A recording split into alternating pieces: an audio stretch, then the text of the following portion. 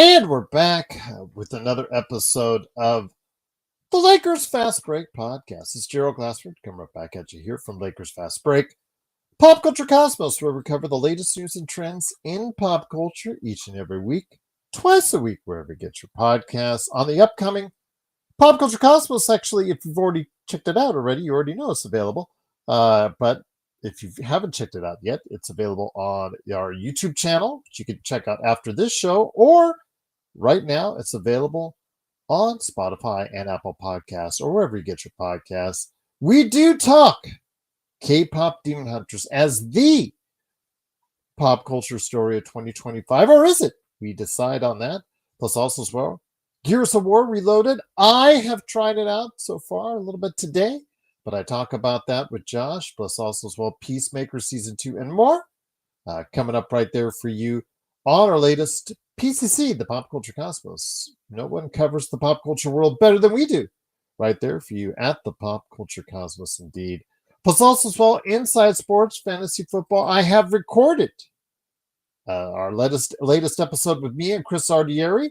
It's a real quick one, 30 minutes. I'm actually going to post that for our members for the Lakers Fast Break. The Lakers Fast Break members get that first, and then it will drop on our other channels. So check that out. It gives you some last-minute draft advice, plus also are the 53-man roster cuts that happened over the past couple of days, anything at all affect your draft? And then also as well some thoughts on the New York Giants and more. So go ahead and check it out. Plus our week one doghouse picks for week one right there for you coming up on the latest Inside Sport Fantasy Football. And I will be dropping it first for our members coming up here later tonight. And then tomorrow it will go ahead and appear on our Pop Culture Cosmos and brand new Inside Sports Fantasy Football YouTube page as well. What's up, Jeremy? Go ahead and make sure you check out all our other good friends, including Joe Sorrell with the Joe Sorrell Experiment when he comes out around talking about the Dodgers and the Lakers and the NFL, Steelers around the corner for him. Also as well, of course, Empire Jeff, happy that the Dodgers in recent days have found some success. So he talks about that. I know he had a conversation out there after that. I think they shut out 7-0. It was their last game, and then they're up on the Cincinnati Reds right now, 63. So he's a happy man hopefully they will find their way and break out among the pack as far as in the National League West ahead of the San Diego Padres. And he talks about that as well. Daniel Berry Sports Highlights. He's been doing a lot of good stuff on his YouTube channel. Of course, also speaking of YouTube channels, of course, I got Next Sports Media right there for you with our good friend Legend. Also, as well, of course, Alfred Esmond on Twitter, working hard behind the scenes as far as with his newspaper that he deals with. And then, of course, our good friend Stone Hansen, @report_court as well. He has some little tidbits on the upcoming draft next year for the NBA. So go ahead and check it out as well. But all these great people, all these great places, all these great things, including the Lakerholics crew, which I'll talk a little bit more in a second here. Go ahead and support, but make sure you like and subscribe to get the latest notifications. Hopefully those notifications are going out a little bit better from all of us right here at the Lakers Fast Break. But it starts with the like and subscribe. If you want to become a member today, it's just $2.99 a month. Indeed. Travon, what's up? How you doing? Hopefully all is well with you, and hopefully all is well with everyone out there. Just thought we'd get in some more content for you to go ahead and enjoy during the course of the week in this slow period of time as we build in a crescendo towards late next month and training camp about a month away. So things are looking good. And I did want to go ahead and run this by Magic Man, who I was hoping to join me, or Joe Sorrell, but I could get, maybe we'll go ahead and do that a little bit later. But I did want to make sure, you know, if you didn't hear, the Lakers did sign someone. Yes, they did. Now, if you were just reading the public relations note that they passed along, it just says at the top, the Lakers signed Kylor Kelley. That's all it says at the top, the very top. And then it just elaborates on his time so far, bouncing around from team to team here in the NBA. And then, of course, he's played previously with the Lakers G League team as well. But it turns out, from most reports, it looks like Kylor Kelley is just a training camp deal at this point in time. So the 7-footer, who does have some talent but is a fringe NBA player right now, probably just a warm body to go ahead and help out during training camp. But you never know. He might get a longer look. We'll have to wait and see through the exhibition season. Can he perform? He did have one double-double during his limited time in the NBA, so maybe he can go ahead and cap off a couple of games and maybe sneak in that two-way spot, the final two-way spot, or even if he does really well, maybe that final spot indeed on the roster. But we'll have to wait and see. But yes, the Lakers did sign Kylor Kelley.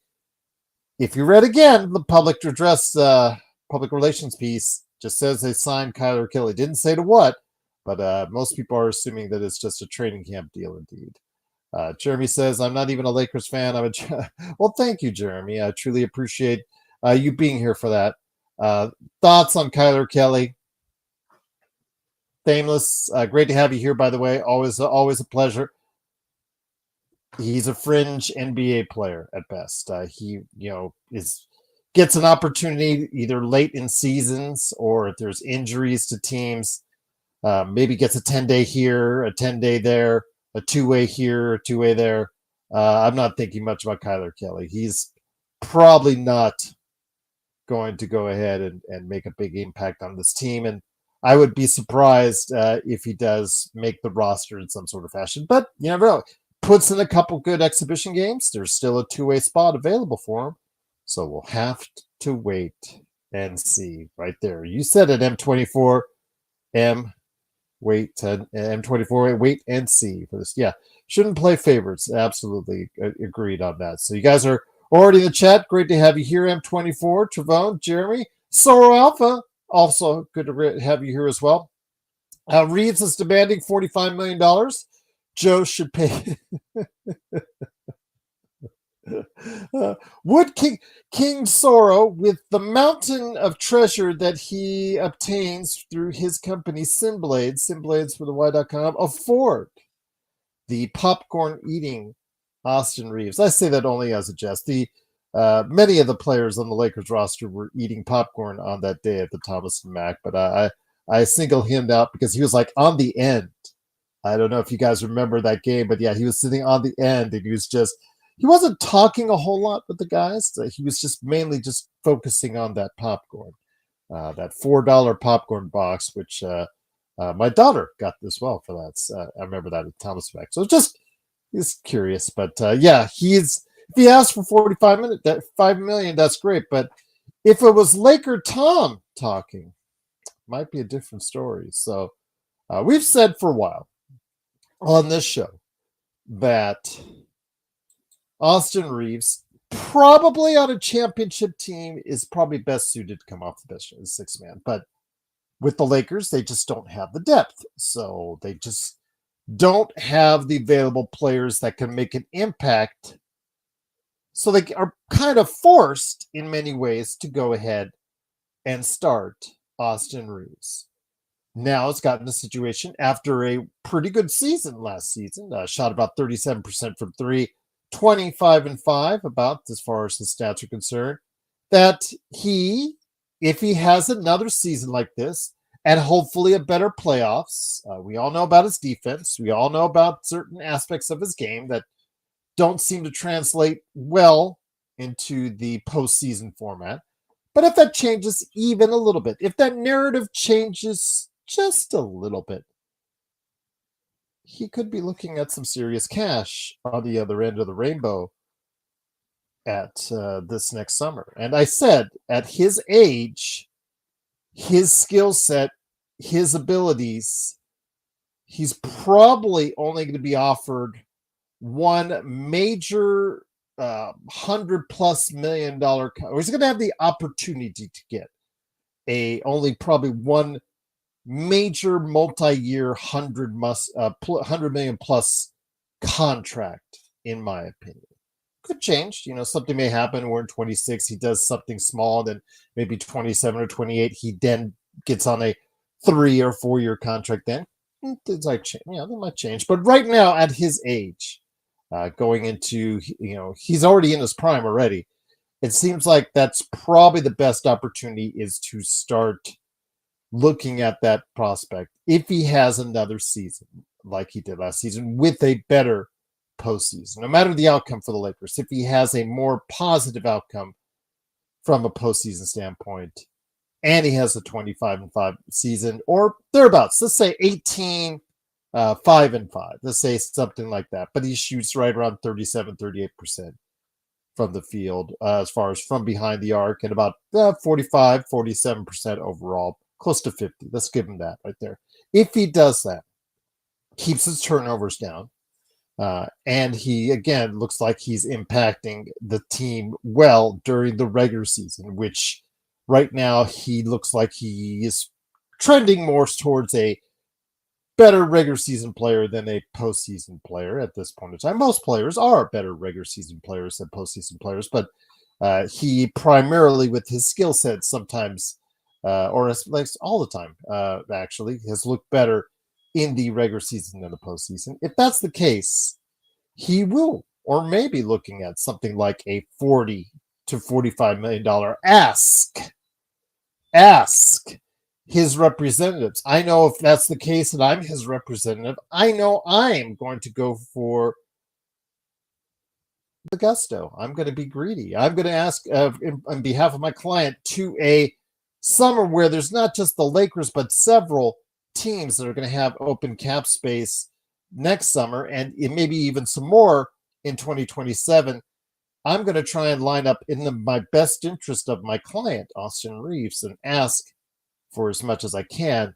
So 45 does not sound out of the realm of possibility what he asked. Now, what he gets is a different story. What he ultimately deserves from us, from what we see and evaluate him, is a different story. But I'm just saying what he asked if he becomes involved in a bidding war. And last time he was a free agent, it didn't quite work out the way he had hoped it would, and quite the way that a lot of people assumed it would. But this time around, I think with the fact that there's going to be a lot of players out there in free agency, but if he has the kind of season that he does, and if he does better in the postseason, could become one of the better players in free agency, and thus in a summer where a lot of teams are freeing up cap space, could be rewarded for that, maybe with a contract at or maybe a little bit above his worth. So just keep an eye on that. But if that's the case, he is obviously very motivated to stay a starter going forward in the Lakers scheme of things. But if you go ahead and check out Lakerholics.com, our good friend LakerTom, one of the biggest bloggers, the most frequent bloggers out there in the world of Lakerdom, per se, he suggested in his most recent article that Marcus Smart should be starting from day one in the starting lineup ahead of Austin Reaves, and that they should stagger, JJ Redick should stagger the minutes between Austin Reaves and Luka Doncic. So we'll have to wait and see how that works out. Johnny says, I like Kylor Kelley. We might have beaten Minnesota with him, but JJ and Plinko are both idiots.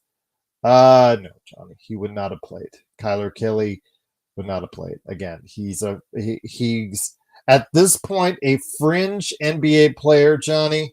I know you like him. He's got some talent, got some skills, but he has yet to prove it on a big platform as of yet. So even if he would have been, let's just say he would have been on a two-way, or not a two-way, I'm sorry, in the playoffs, he would have had a regular season contract signed. So let's say he's on the team.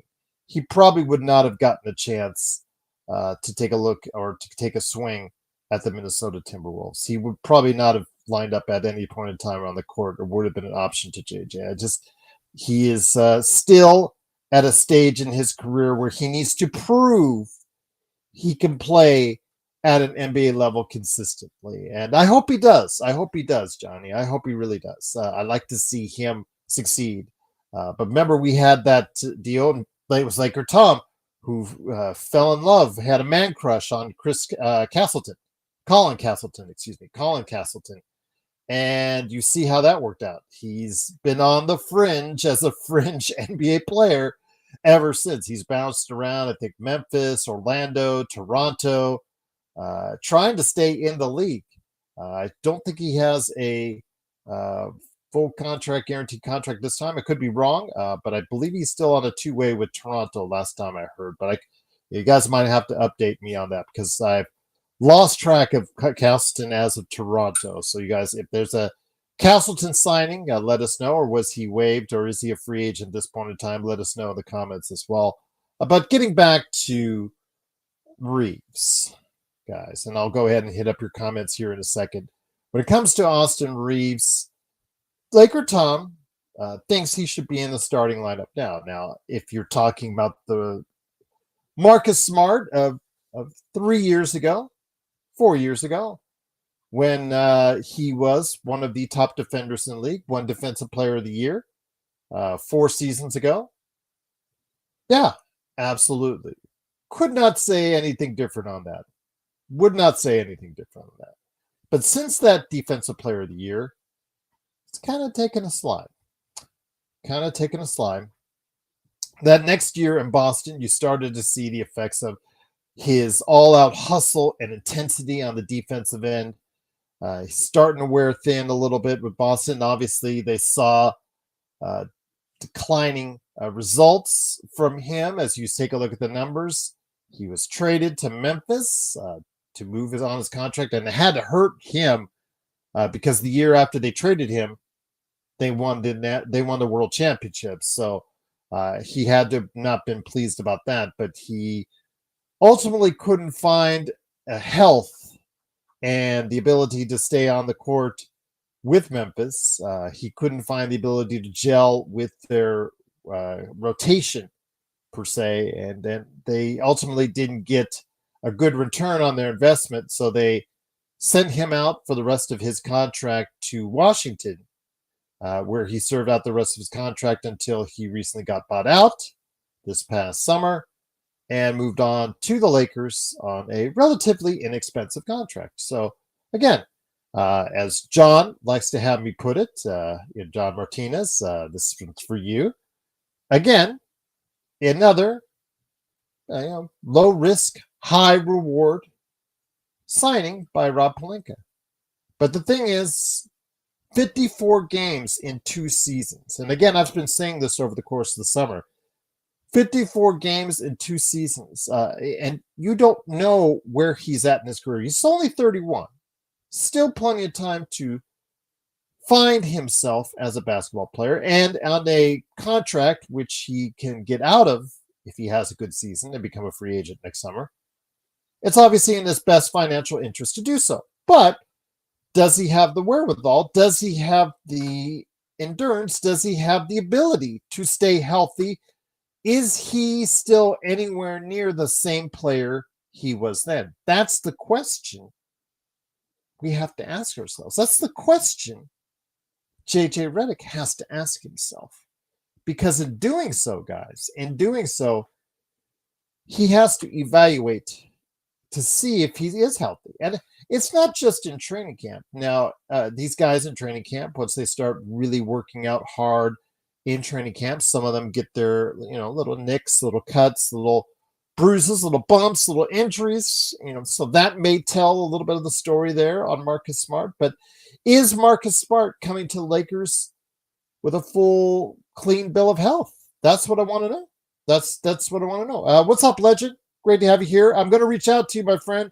I got an email coming your way here in the not too distant future because I'm lining up stuff for team previews here coming up. And I wanted to know if you were going to cover either your Atlanta Hawks or your Golden State Warriors. So let me know when you get a chance, my friend, which you would like to cover more, the drama-filled Golden State Warriors or the Atlanta Hawks. I'm probably going to try and do them in alphabetical order.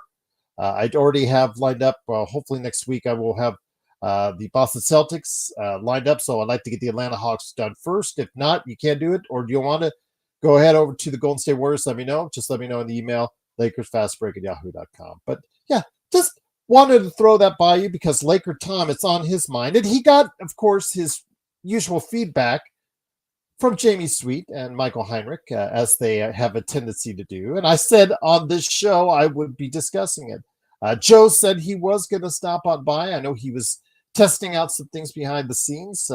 Magic Man said he was going to stop on by, but I know it's midnight for him. So looks like those guys maybe won't make it here. But I'm here with you. And I want to hear your thoughts on, should you go ahead into the season with Marcus Smart as a starting guard on your team in your starting lineup ahead of Austin Reaves? That's what I want to hear your thoughts. Or do you go a 3-guard lineup and move him ahead of Rui as well? So I want to hear your thoughts on that. Darren, what's up, my friend? Great to have you here. M24. And if we agree to the 30 plus, we'll be paying Reaves and Luka a total of 120 million after LeBron. Kind of concerned about that. Yeah, that concerns me too, M24, because again, I think it started off, and I preface this with the fact that I'm not sure that Austin Reaves is the starting guard for your Lakers future. I understand, as I got the email earlier today from all my competitors. They just said that, hey, they send me as far as what their shows are. I never listen to them, but I get to know what they do on a daily basis. And I know that Lakers Lounge covered a ton on Austin Reaves, evaluating him as a player. No one said he's not a good player. No one says he's not a very good player. But with his defensive deficiencies, his athleticism deficiencies, is he the starting guard you want to commit to for several years? That's the question M24 is asking. That's the question I would want to ask. And how much would you do that?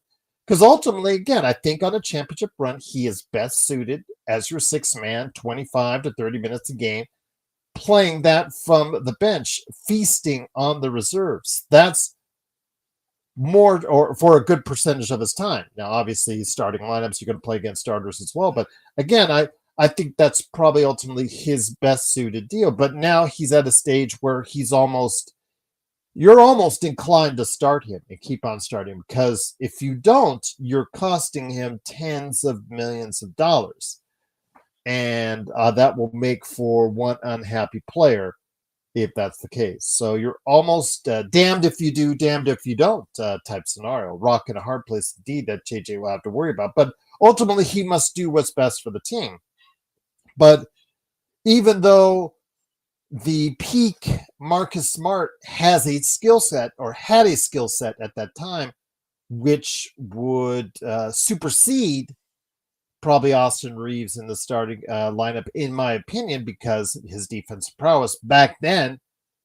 Does he have anywhere near close to that now? And can he stay on the court?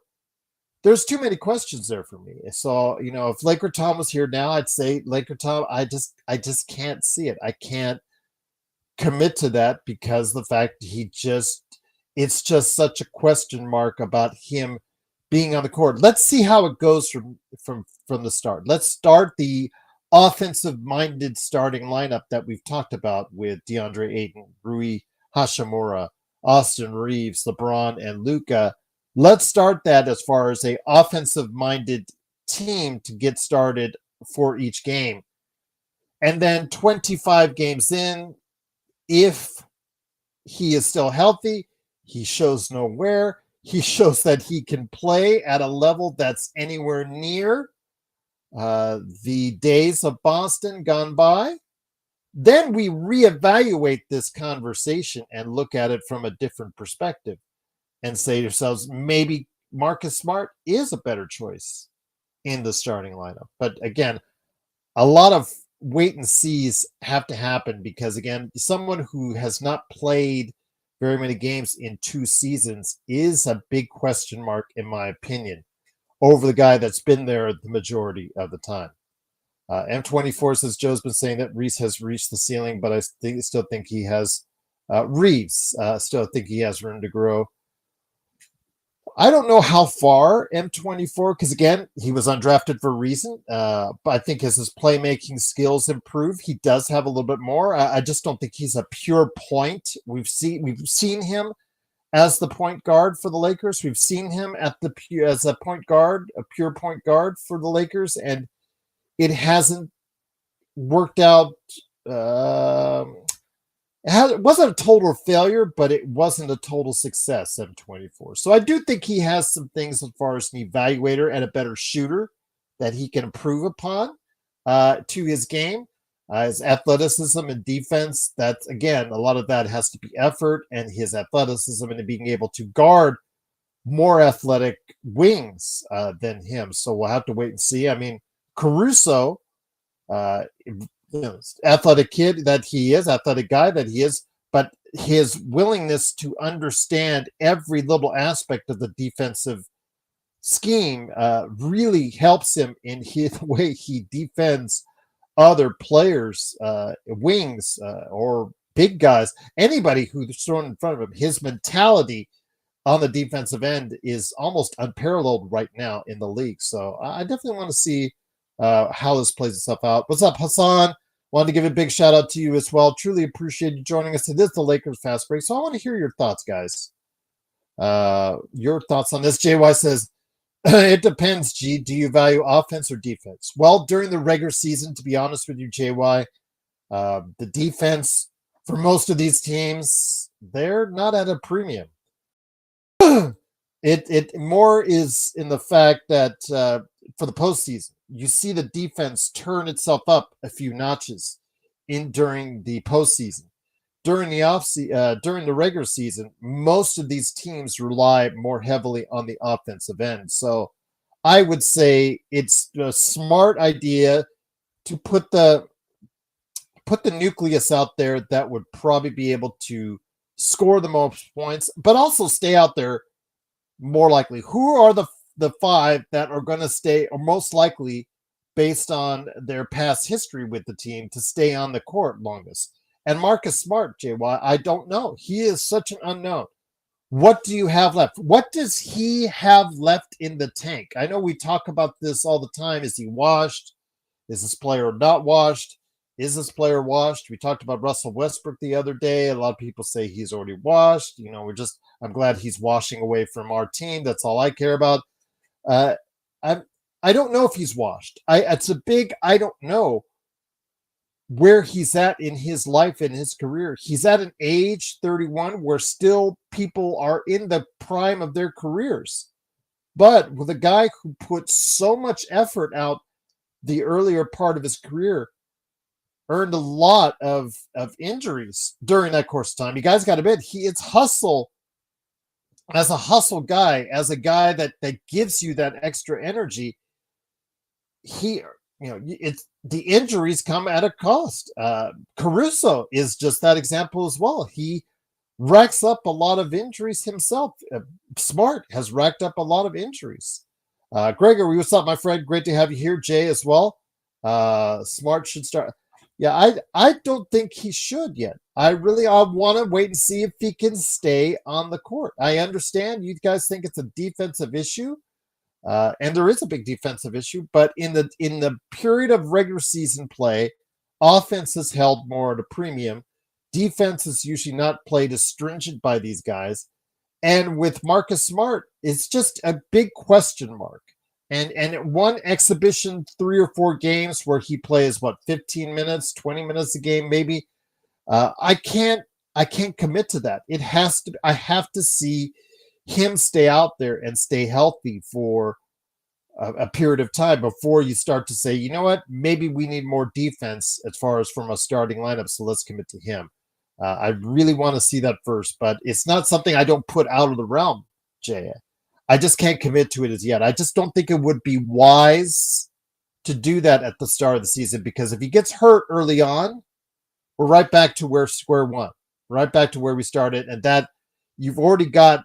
If he starts in front of Reaves, you already got someone that's probably not very happy that he was sent to the bench in the first place. So Gregory says, I'm not committing $30 million to Reaves. He's not worth that $25 million. Yes.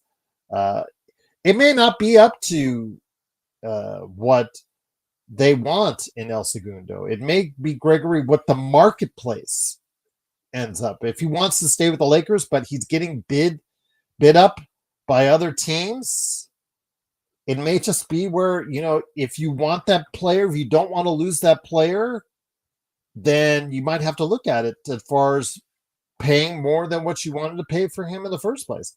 I don't know how it's going to play itself out. I'll have a clearer idea come April, May, and June at the end of the season, how this will play itself out, and especially going into July when he becomes a free agent. So we will definitely have to see how it goes. Gregory says, I will start Rui for now, as much as I don't want to. Because, I think if you started Marcus Smart in a 3-guard offense with Reaves and you sat down Rui, who is also in the midst of a contract year and wants to start himself. He wants to shoot 40+%. He wants to average 15 to 17 a game himself. If he does a 17 and let's say he improves his rebounding, 17 and 7. If he averages 17 and 7 on 42% shooting, he is going to go out and ask for over $20 million a year himself on the open market. I know he doesn't guard wings great. I understand that. I know he doesn't. He's like a tweener because he's not agile enough to guard threes, but he's not always big enough to guard 4s or 5s. It's kind of a quandary that you're in. Plus, you got LeBron James there at the 4 spot, and you got DeAndre Ayton at the 5 spot. So where do you find a place for Rui? I think with the shooting aspect, you need a shooter out there with Luka, and I know that catching, as far as the standstill catch and shoot threes percentage from Austin Reaves is not that shabby, but I think having a lights out shooter at 42%, like he's been shooting over the past couple seasons, 41 and 42, you guys get the idea. You give him more looks. I know Joe has mentioned he only shoots about 4 a game. Well, that has to increase. What if he shoots 5, 6, 7 a game in a Luka offense and he's still shooting 42%? That makes things much more desirable in regards to our offense is concerned. And maybe you can supplant a Reaves with a Smart if that's the case. But at least to start the season, I would probably have to lean towards the known factor, the Austin Reaves factor, the fact that Austin Reaves comes into this healthy. He's had no issues or very little issues injury-wise. Hopefully that was the only popcorn he had during the summer is what I saw him eat. Hopefully he's in good shape, ready to go. I'm sure he is. He's now in the prime of his career. The money is on the line for him. He's motivated. He's ready to go.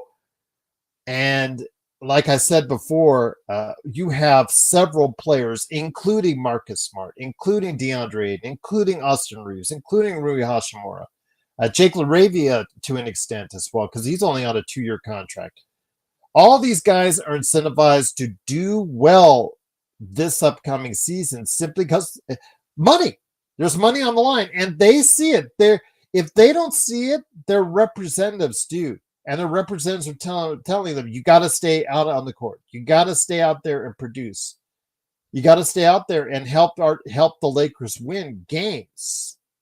Because in 26 and 27, there's going to be teams with cap space that can pay you a lot of money. And if you want the money, you guys got to go ahead and produce it. And I understand it's not always on the money, not always about the money. It's about winning. It's about being the best for the championships. That's great and all, but for these guys, it's about life-changing money. It's about life-changing opportunities for them financially, which generational wealth doesn't come to everyone all that often. So with these guys, those opportunities are there to go ahead and get a bigger paycheck next summer or the summer after that. So we'll have to wait and see. Dust Gates. Trevone, I don't think you have to score 150. I know that the offense is going to be reliant if we put that starting lineup out there. But if the Lakers can be the top 5 in offense, I think they will go ahead and be able to outscore a lot of teams. And then again, it's not like you're going to be benching Marcus Smart for extended periods of time. He's still going to be your 6th man coming off the bench, if that's the case. I just want to see him play, as far as in the first 25 games of the season, if he plays the first 22, 23 games, if then it looks like, and he's looking like he's healthy, he can shoot. I mean, he's never been a great shooter, sometimes he's not been a good shooter, and he's a chucker, as Sean says. If he gets to about 35% on threes, and can play for this team on offense from a 1 or 2 perspective, where he can actually facilitate the ball, he can run a little bit of the offense, just a little bit of the offense through him, or be able to go ahead and utilize him in ways as far as defensively that he can guard 2s, 3s, maybe even 4s. 1s, I don't know at this stage of his career if he's still athletic. I know they're going to throw him out there against some 1s, but let's just take, like, I know we used his example last week when we talked about Bronny James, but Tyrese Maxey. Tyrese Maxey is one of the quickest players out there. DeAndre Fox, one of the quickest players out there. I'm not sure Marcus Smart at 31 can still keep up with those guys, but I don't know who on this team can. So they might just, by the sheer nature of default, have to throw him out there against those guys. So we'll have to wait and see how healthy, how motivated, and how ready to go Marcus Smart is. There's just too many unknowns for me, guys, before I'd commit to having Marcus Smart start the season as a starter right now. Trevone James, adieu. Darren says adieu. He's laughing at that one. We don't even know if he's healthy. Going to be healthy going into training camp. Let's hope so. A lot of those guys that the Lakers either signed to Exhibit 10s, Eric Dixon for that matter, he had a 2-way and then it turned down to a Exhibit 10 because of his health. So we'll have to see how those guys, Marcialona's kid, if he's going to be available, all of them, adieu too, for training camp. Let's hope that's the case. Javon says instead of playing Reaves, you package him for a wing to put around Luka. What's up, Vari? How you doing?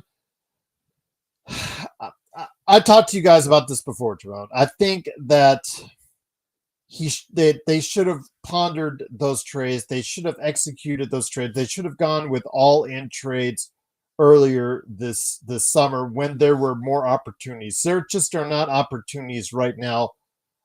Most of these rosters outside of Golden State and the drama that's going on there, Trevone, are set. Most of these rosters can't commit to making any real big moves because of the salary cap implications that are abound right now, unless you have a dollar for dollar matching salary. So we will probably see, like last year, we saw the Cat trade just before, or actually it was during training camp, I think, or just before training camp, excuse me.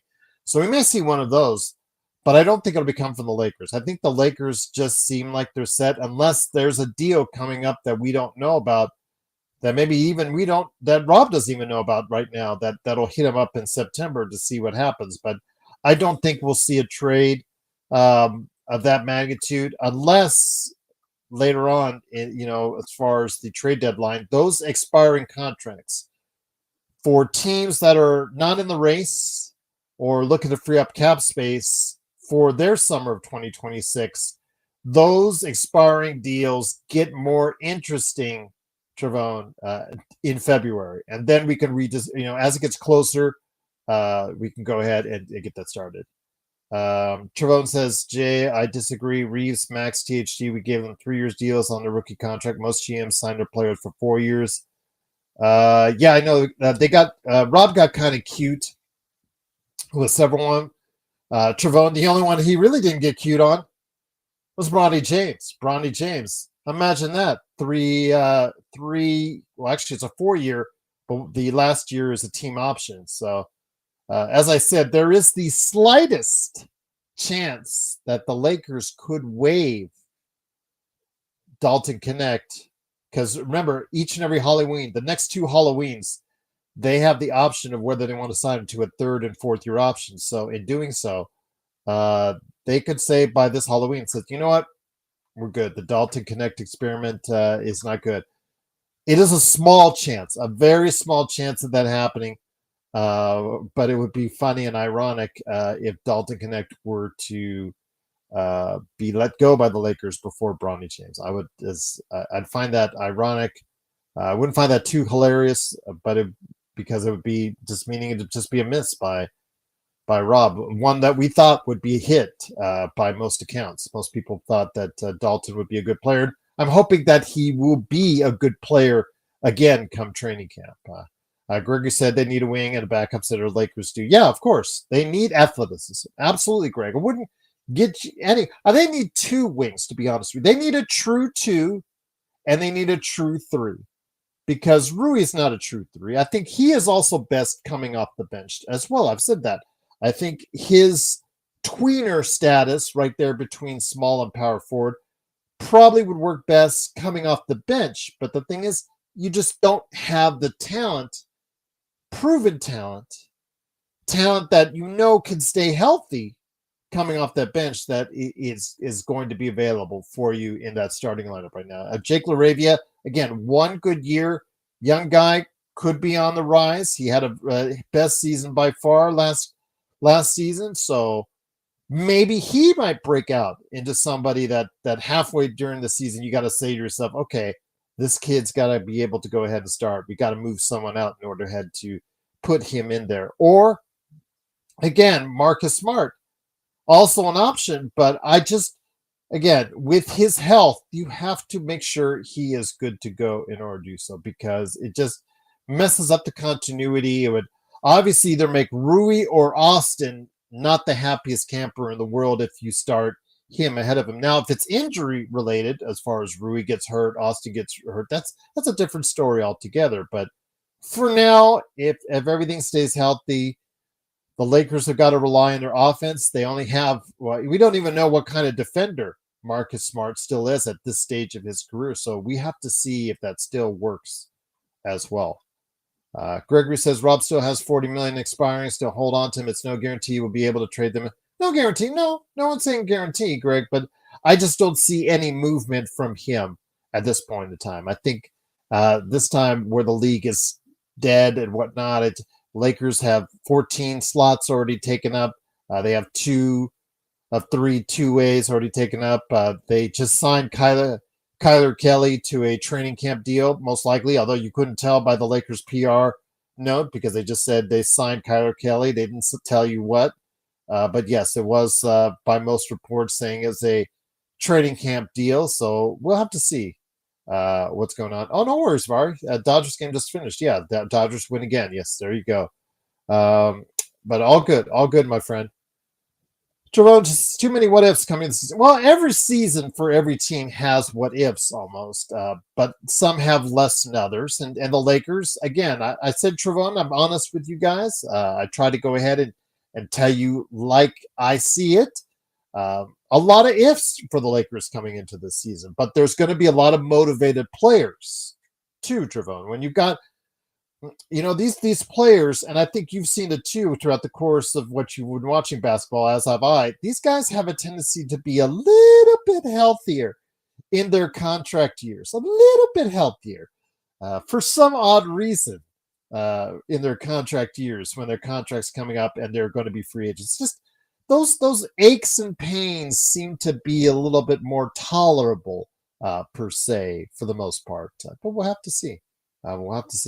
Adam said Marcus Smart had an average defensive rating last year, and he's up and down offensively.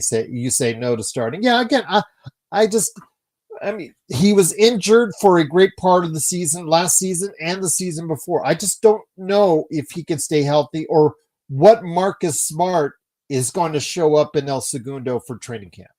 What level of Marcus Smart do you have left?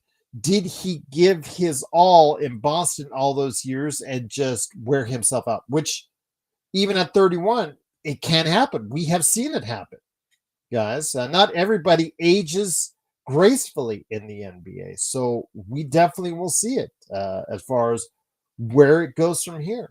But I would not risk pissing off Rui and Austin just yet, because, again, Marcus Smart staying on the court right now is a little unproven to me, and I need to see it, and I need to see him make a contribution.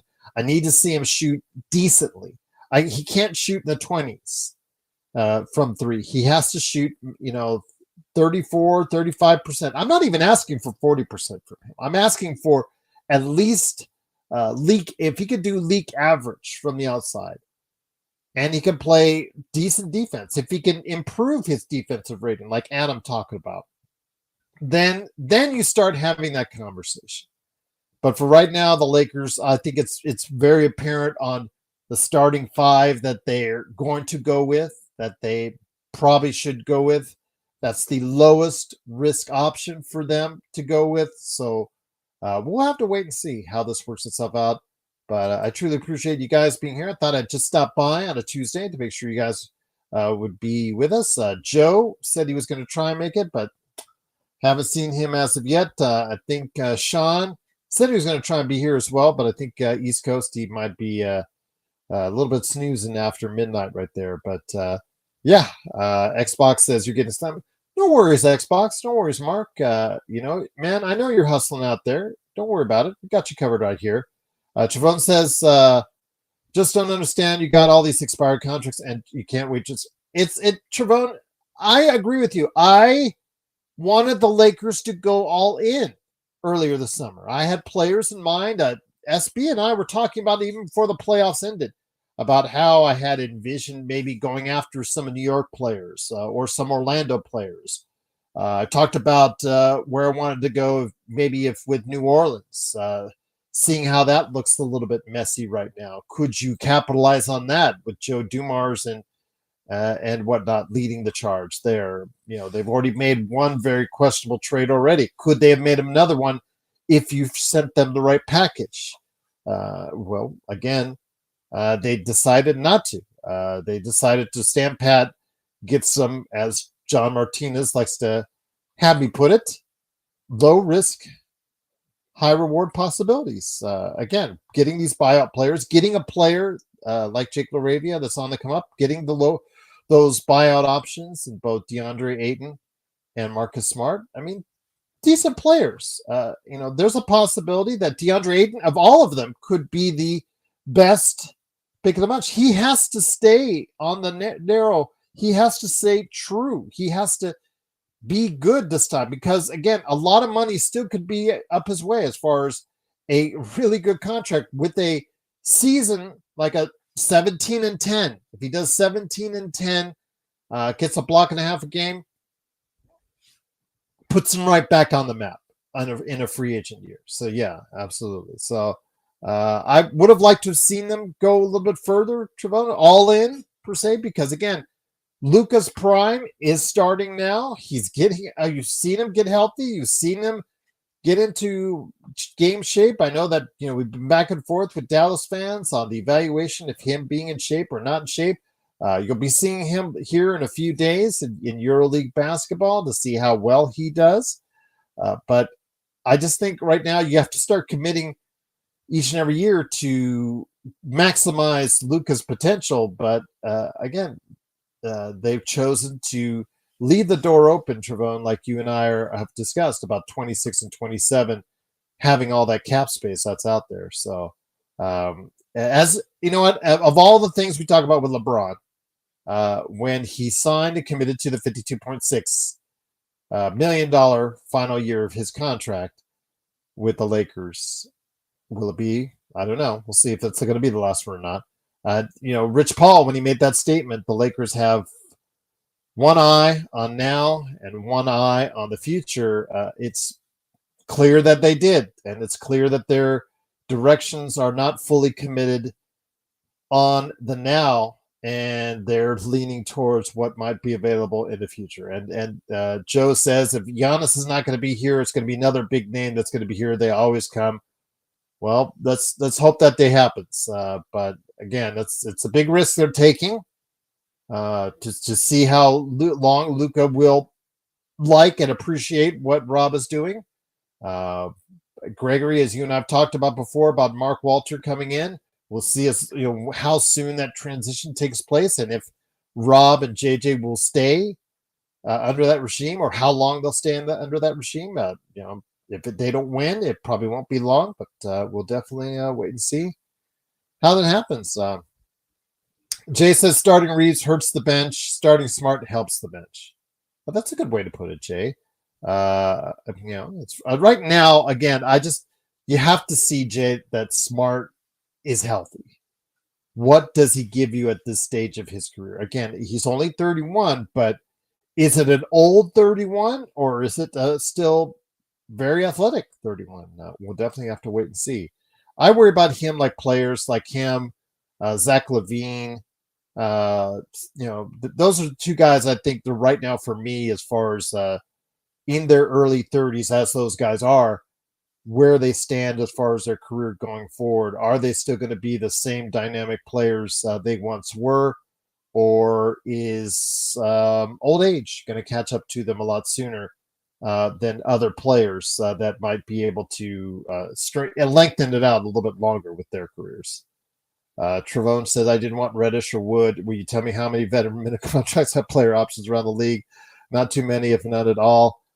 Yeah, I know that Rob, signed a lot of those options back when the as far as the salary cap or the I guess the way that the CBA was structured in order to go ahead and try to circumvent a lot of those options, but again, it didn't work out for him in many of those 1+1s, and we were stuck with him, like you said, with Wood. The Reddish one, Trevone, I wish you would have been here just before he got here, the season before he got here, because he was, I think, Atlanta to New York, and he was playing a little bit for New York, and he was a little bit on Twitter, his highlights, and people were going, oh, man, in the chat, oh, man, I can't wait. We got to get Reddish. We got to get Reddish. And I was just saying, be careful what you wish for.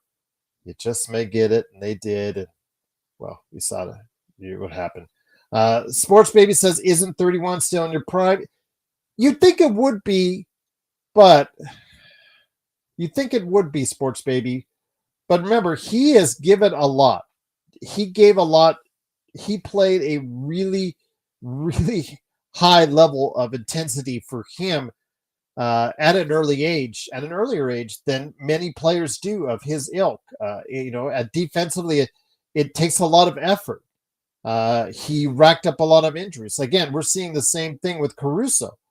He has earned himself a lot of injuries and time off, but they know what he brings to the table still for them in Oklahoma City. With Smart, you don't know what you're going to get. Again, is it an old 31 or has he still got some juice left in the tank? It's a very much wait and see. And I need to wait and see before you say, yeah, we got to go ahead and start him. It's not just game 1 or game 2, game 3. I got to see him out there in game 15, 20, 25. If he's still out there playing virtually all the games, giving the Lakers a contribution, like you said, Greg, 35% league average from 3. If he could do that, be able to play the 1 or the 2, facilitate a little bit, handle the ball a little bit, and most likely and most importantly, be able to defend better than anyone on the team like he used to, then obviously that changes the conversation, and we'll discuss it at that time.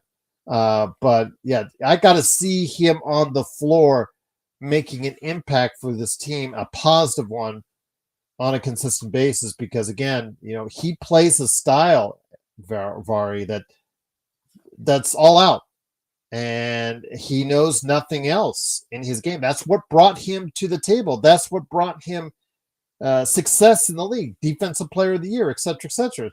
So we have to see if he's able to go ahead and ratchet up that intensity for the Lakers once again and play at an extremely high level. I definitely want to see it. I'm definitely hoping so. But again, it's too much of an unknown for me. And I think ultimately it's going to be too much of an unknown for JJ to commit to it right away. So as much as LakerTom wants him to start right away, I would be very hesitant to go ahead and do that and commit to that right now. Again, they're going to have to rely on their offense a lot during the course of the first part of the season for the starting lineup. And yeah, absolutely going to have to take a look at it. Jay says Lakers need a starting two-way wing to allow Rui to play more power forward until LeBron moves on, or Lakers move. Exactly. But again, Rui is a free agent as well, Jay. Will they commit to him? How much money are they willing to commit to him? Let's say he has another 15-5 season as far as points and rebounds, but he shoots another 40% from three. Where does that leave you as far as how much you want to pay him or how much he thinks he wants to get paid? What if he does better than him? What if he averages 6 threes a game, averages about 17 points, 7 rebounds a game? That's a player at 42% from three.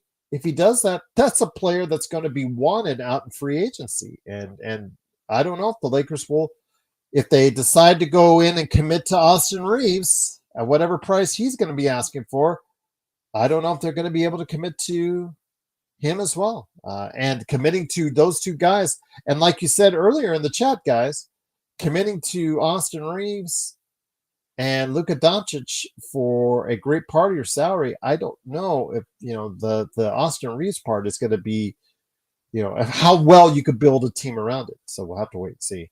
Faris is asking, is anyone interested in watching Euro basketball? Xbox says, I will watch Spain. So again, you might, Vari, as always, the Lakers Fast Break channel is open to you to go ahead and do so. If you decide to, just let me know. And then I'll put out there on a note for people if they want to go ahead and catch it along with you. But yeah, those are some early mornings, my friend. I can't ask you to do that personally. I won't ask you to get up at 4 o'clock in the morning. If you choose to, you're an adult. You do what you want, my friend. But yeah, I can't personally ask you to get up at 4 or 4:30 in the morning again to showcase Luka getting blown out because they don't have a really good team in Slovenia, and I'll just say that. You didn't put the link in the WhatsApp for this podcast. Oh, I did for Magic Man, and then I emailed it. Sorry, my bad. But yeah, I didn't put it in the WhatsApp for the group chat, but I did put it for Magic Man. And then Joe usually likes it on my Lakers Fast Break at yahoo.com. So, and I send it also to Mark as well. So, yeah. Again, just letting you guys know that we're always able here for you, answer your questions, LakersFastBreak at yahoo.com. But I'm also able in the comments to go ahead and talk to you. I've been seeing some good comments as of late, and I truly appreciate it. Xbox says you can ask him whatever you want. This guy never sleeps. Var, you got to sleep at some point in time, but I will not ask you to go ahead and do 4:30 in the morning again. That was crazy. Especially for Slovenia getting their butts kicked by Serbia. And I'll just leave it at that. Genie sold LeBron is crazy. Again, at this point, Gregory, we're just riding it out. We're just riding it out, waiting until Mark Walter takes over officially, and Genie is out as governor. I don't know if that's going to take place instantaneously, but I do have more hope now that we saw what happened in Boston, because you can remember, they were supposed to be in place. The previous regime was supposed to be in place as governor for quite some time, for several years. And as soon as the league ratified it, or right around that time, they were decided to go ahead and hit the high trail. So Genie could be out sooner than a lot of people had anticipated, or what was reported upon, similar to what we see in Boston. And of course, we saw what happened in Dallas, where Mark Cuban thought he was going to retain a lot of the control even after he sold it. And as we saw with the Luka trade, we saw that was not to be the case. Gregory says she will be phased out soon. Let's hope so. Gregory, you got to remember, I'm the guy that has to see it to believe it. I have to see it take place. I've seen too much in my life be talked about or be predicted upon. Oh yeah, sure, this is going to happen. Then it doesn't happen. So I'm just like, you know what? I need to see it take place so we can go ahead and call it right here for you guys on that. JY says, what East Coast teams would actually do business with Lakers other than the Wizards? Right now, funny you should ask, JY. I'm interested in Vari's team, Indiana. And again, Indiana could just be waiting. This year could be like Boston, a gap year for them. Or if they think they might be getting too expensive, because Vari knows, watching that team, they don't like to pay the luxury tax all that much there. They don't kind of get used to that. So They may move some people at the trade deadline, so that could be a possibility. Although Kevin Pritchard, he's never been too fond of Lakers. But again, with a new regime in place, who knows? Who knows what could happen as far as it's concerned. But I'm not counting on it because, again, they may be in just a pattern where they're just going to wait until Halliburton comes back and then find themselves a center from there, unless Jay Huff really blows up as a center there. So, Goodwin, yes, I believe Jordan Goodwin landed in Phoenix, if I'm not mistaken. Goodwin, as my good friend Vari will say. Yes, I believe he did end up in Phoenix, if my memory serves me. Yes, he is on the Suns again. Remember, he was on the Suns before. So hopefully he has a good season and sticks it to Rob for letting him go. But yeah, that's probably sports baby with Wiseman. First of all, A, he's been a draft bust. B, he does have great size. But C, he's coming off an Achilles injury himself. So I think he's a big if. Isaiah Jackson is also a guy that, watch out, I believe he's going to start or think about that start as far as that's concerned for that team, I think, if that's the case. So we will see. We'll see how it works out for Isaiah Jackson and the Indiana Pacers. But watch out for him being the starting center because they may not have all the confidence in the world in Jay Huff. But I think Wiseman, they're going to give a long look at because remember he's coming off that Achilles injury. Vari says you think it's better Huff and Wiseman do their job than Turner, Gerald? No. Turner, even though Turner's been much maligned and for years been much coveted by LakerTom, but was much maligned as far as his year defensively. It started to fade. Still is good offensive center. I think Jay Huff. Was a big fan of Jay Huff when he was here. I thought he should have gotten a better look from Rob. He does provide a skill set. He can block shots. Should rebound a little bit better. I wish he rebounded a little bit better, but he does have the stroke from outside. What other skills he possesses as far as beyond the 3-point line is kind of rough to see. Is he a true lob threat? I think he can be a lob threat playing with the right point guard. I think he can be a starting center in the league, but I would not expect more than 10 to 12 points a game from him, 5 to 7 rebounds. I think Isaiah Jackson, because he was there, Vari, I think he is the best shot of starting as the starting five, at least for now. But I don't know if he gets it done as your starting center as well. We'll have to wait and see. I would not put any of them on my fantasy basketball team upcoming. That's the case. Kwame Vari, because he was number one. Wiseman was the third by Golden State. He was top 3 pick, but with that one, Golden State they took a big whiff on him. But I would say Kwame was more of a bust because of the I know he played several years in the league, but I just think the expectations on Kwame were much higher than what they were on Wiseman. But maybe that's revisionist history.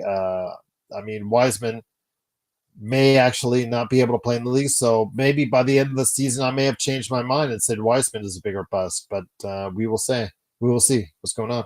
Trojan Fight, what's going on? Fight on, my friend. Trojan season starts coming up here this weekend, so definitely looking forward to that. Although, again, with the Trojans, why are they in the Big Ten? Or should we call it the Big 23 or however many teams are in the Big 10? Just reform the Pac-10. Reform the damn Pac-10 and just why do you have your guys traveling all across the country like Rutgers and Michigan and all that stuff? God, it's always about money. It's always about money. And unfortunately, that's the case. 805, what's up, my friend? 805 Dodgers. Yep. It's just crazy. Reform the damn Pac-10. It's that simple. I know they are to an extent, but they're adding teams or trying to get whoever will show up. Hey, these schools that are like very small. Hey, come on over to the Pac-10 and reform the Pac-10 with us. It's not the same. Reform the old Pac-10 and make it something special. one more time, but we'll see. You'll be in the Coliseum this week. All right, there you go. Fight on. I know the Coliseum gets a bad rap, especially on a sunny day. Trojan Fight. I have gotten a sunburn on a couple of occasions in the Coliseum, but I do love it. It's got that history. You go in there, it's got that history, and I hope they never tear it down. I know the Olympics are coming to LA. I know a lot has been speculated. Every city that hosts the Olympics loses tons of money on it. I get it. I understand it. I know they're sponsoring and all that, but I do wish everybody. I'm going to see if I can actually go ahead and make it out there for the Olympics. I had that opportunity to go back in 1984. I didn't choose it because I was, as a teenager, I didn't think much of it. I regret it to this day that I didn't go and check it out. I mean, and there was easy tickets too. You could get tickets at Ralph's grocery store chain that they were just giving away tickets to the Olympics back in that day. And yeah, I'm not going to pass it up second time around. I do want to go if all goes well with the world and life and LA. I do want to go ahead and head down there for an event for the Olympics. Ooh, 8:05. Whoa. I know Vegas has the facilities. I'll give you that. But Olympics are in July at 05, if I'm not mistaken. If that's the case, I live in Las Vegas. I love living in Las Vegas. I don't love living in Las Vegas in July when it's 115 degrees. That's the problem. Your marathon runners would die. You can't. The marathon runners, anything outside related, would have to be run in Southern California just because of the weather issues. So it's almost like you're losing part of your Olympics in the first place. Or everything would have to be inside, like you're running your marathon like in the stadium, just like a NASCAR race. There you go. That would be funny. That'd be hilarious. Laker Girl 36, what's up? Tune into her show. I know she was on earlier tonight. I saw her post a note, and she's got a great show talking about the Lakers right there for you. So go ahead and support her, Laker Girl 36. Support her great channel as well. She is on year-round with some great content there, so give her some shout-out. Hadn't seen you in a while in the chat, so always glad to have you here, Laker Girl. If you ever want to stop by and be on the show, Laker Girl, you're always welcome. Hit me up, LakersFastBreak@yahoo.com. You're always welcome to come on the show anytime you want, or if you want a special show of your own where it's just us and you talking about the Lakers, just hit us up. I'm more than happy to schedule it. Would love to have you on. It'd be my honor, personally. So, yeah, doing great work out there for you, Laker Girl. Just salute to you and the great work that you do as well.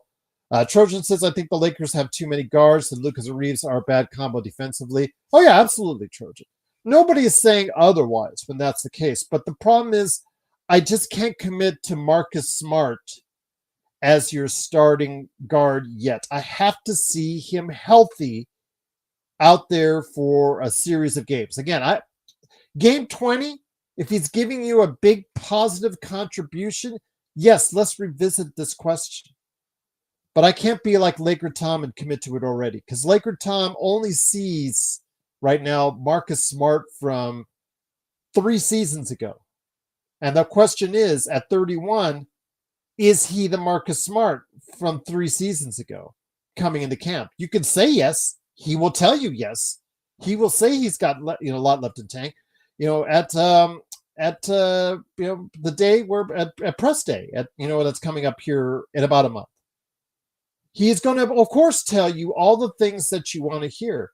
But how will he be in exhibition? How will he be at the start of the season? He is motivated to be healthy and be out on the court because he's got a lot of money riding on the line next summer as a possible free agent. But there's just so many concerns I would have to start him right away. I need to see him healthy and out there and contributing well, 20 to 25 minutes. And if that's the case, the Lakers need more defense, which they will. You can count on that, especially in that starting lineup. Then obviously we revisit this conversation. Sora Alpha says, who's better, Tim Duncan or LeBron? My apologies to you, Soro, but I'm not the biggest Tim Duncan supporter. I do think he's one of the greatest power forwards of all time, but I would put LeBron ahead of Tim Duncan just because the versatility, the athleticism, and the scoring ability, I think is better. As a teammate, Tim Duncan, I think, is almost unparalleled. He's one of the greatest teammates of all time, as we saw with the San Antonio Spurs. That's not a Boston Celtic of that or Lakers. The Lakers of the 80s or the Boston Celtics of the 60s when they dominated.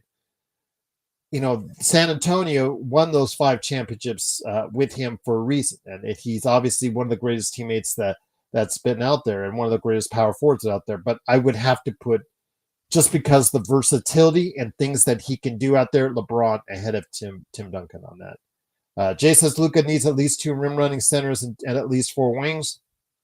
He needs a lot of options, Jay. You're right. I wish they had gone out and did more to do just that, but that's the problem. That's where my concerns are. Rob, again, he has his eye somewhat on now, but he also has his eye on next summer and 27. He's looking at Giannis. It's not very sly. It's not subtle. It's whether it's Giannis, it's not Jokic, because Jokic, I'm assuming Jokic is if he's gonna stay in the league, he's gonna stay in Denver. He's gonna sign for $80 more million than he turned down this past summer to sign next year, because that's what he can get. So there you go. Gregory says, I'm not high on the Lakers additions of this offseason. Everybody else seems high on them. I'm not. Maybe I'm wrong. I said it was about a B minus. I'm between there. Gregory, simply because of the fact, and I'll answer your question in a sec, Dirk. Simply because of the fact that these are not expensive options, Greg. They're not game changers unless Ayton plays like the number 1 pick in the draft.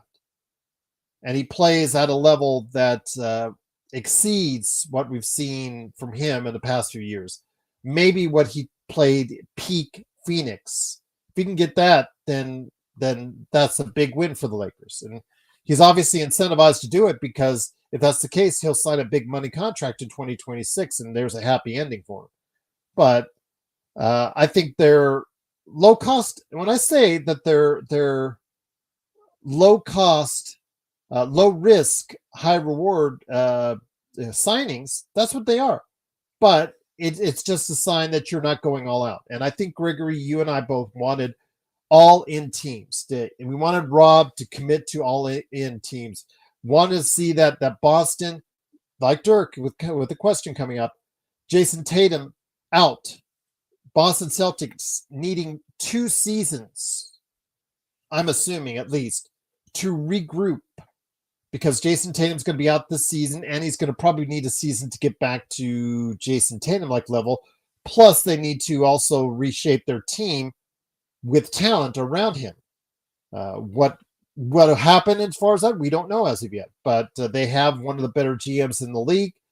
So I'm assuming at some point they will reload sufficiently around Jason Tatum and come back in a East that's very uncertain, even in the short or long term. So I figured, and I was hoping, while this period of downtime for Boston, the Lakers could take advantage by going all in, and they did. They found a more conservative, safer approach to the offseason. They found, again, some potential rewarding additions that might work out really well. The Ayton prospects could work out really well, Greg. But yeah, it's not the all-in I think you and I were hoping for, and I was hoping that that's going to be the case. 805 says Reeves stays in the lineup. Yeah, I just don't see an alternative yet. I have to see how healthy and what level Marcus Smart plays at first, 805. And can he stay on the floor before I say, you know what, we need to make a change. Plus, again, if you're going to bench Reeves or Rui, you are costing them a lot of money at this point, and that's not going to make them happy as well. That's going to hurt that team chemistry. So before you go there, if you're JJ, you have to understand all the things before you make a move like that. It's not just simple as like, hey, you're starting, you're coming off the bench, there we go. These are egos in the NBA, and we all have seen what these egos can do, especially in years where there's a lot of money running on it. Dirk's asking, who's better, Paul Pierce or Jason Tatum? Great question. I think as far as a clutch player, I would go with Pierce.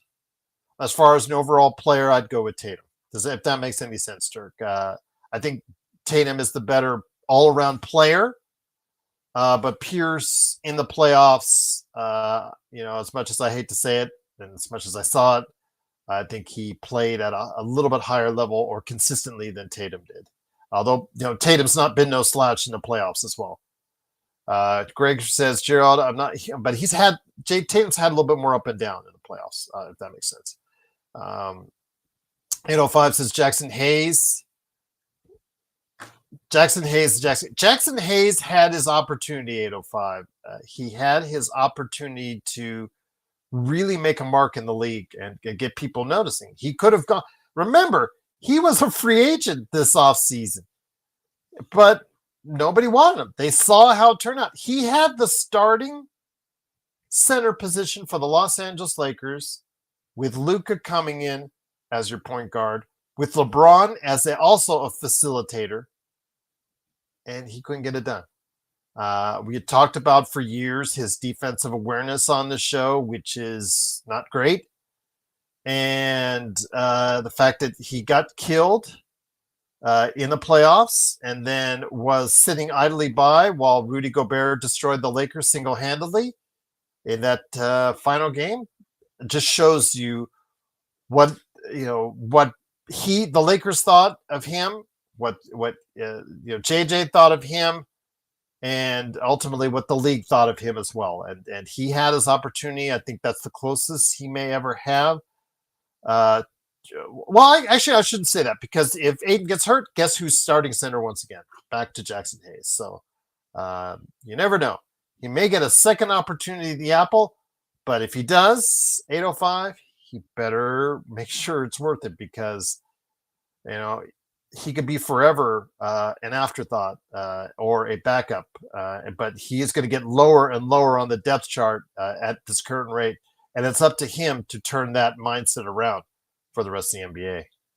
805 says, I think Ayton this ball's out this year. I hope so. A lot of money right in line, because he has to prove, 805, whether or not he's still a top flight starting center in this league. Just like we talked about with Hayes. Hayes had the chance and opportunity. He could be a starting center in this league, and he failed miserably. DeAndre Ayton has to prove he is still that guy, or that guy that Phoenix thought he was going to be at the number one pick. So he has to go out there and prove it. He has to dominate. Domination. Right there. That's what he says. Domination Ayton. Dominating. There you go. That's what the nickname is. So yeah, he has to prove he's dominating in order to go ahead and get that money. We'll wait and see. If he does, then the Lakers will be better for it. And the Lakers win 50 games next year, I have a feeling he's going to be a pretty good part of it if that's the case. Because that's something that is a bonus with LeBron doing what he needs to do.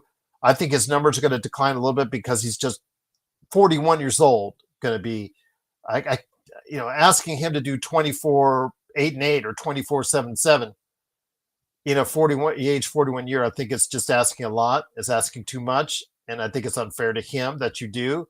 I think if he gets you 22-6-6, I think that, and shoots close to 40% from three, I think that would be outstanding for LeBron. But there has to be other points made up for it, and Rui has to pick up his game in a contract year. Reaves has to pick up his game in a contract year, and most importantly, I think, is DeAndre Ayton has to pick up his career and pick up his scoring in a contract year as well. So we'll see. We'll see. 805 says 21, 11, and 2.5.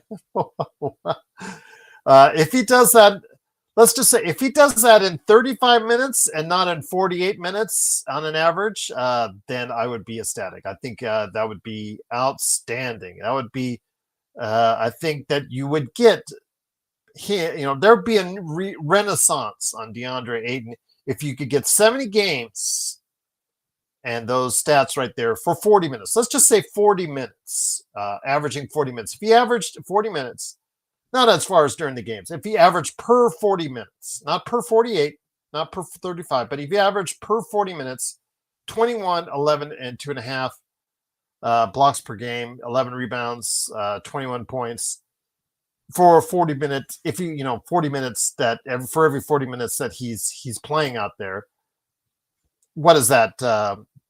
Let's say he's averaging 30 minutes a game. So that's 17, 16, 17, 17, 8, 17, 9, 17, 10. But, shooting at a very high percentage of 50, 60% from the field and averaging over a block and a half a game, I think the Lakers would take that. I'm saying 17 and 10. I'm saying 17 and 10 and 30, 31 minutes a game. If he could do that, then obviously that will get a lot of eyes opening, and we'll be able to go ahead and do that.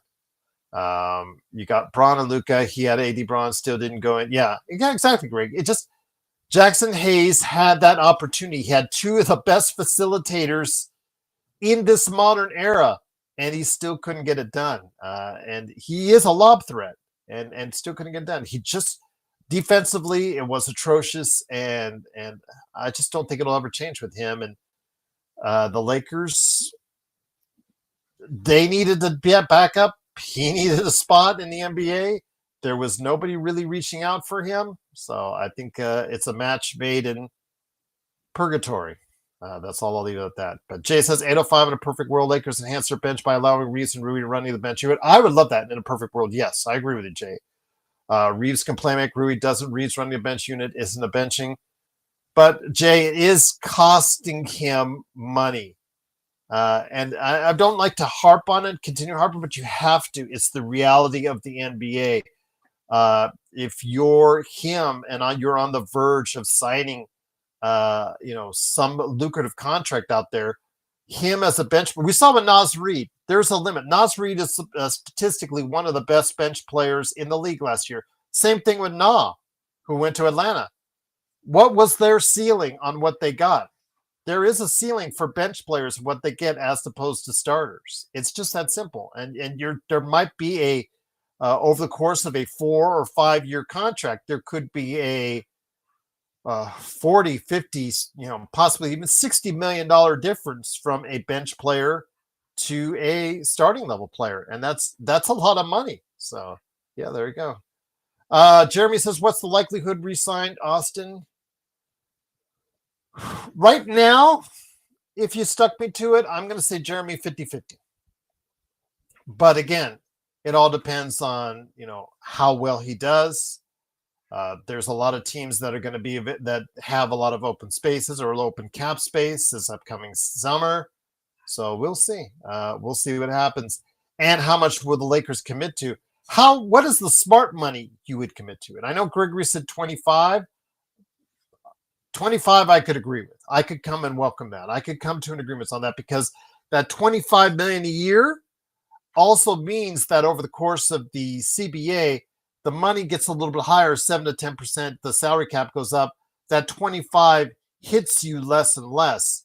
So I wouldn't mind that. Now, if it's 35 for a player with his deficiencies, that makes me a little nervous. And you're committing to him as a starter going forward, which I'm not, as you can see me rubbing my hands, I'm not 100% certain that that's the best ultimate position for him because it just duplicates a lot of things that LeBron and Luka already do, which is great during the course of the season, but in the playoffs, you lose that chance to have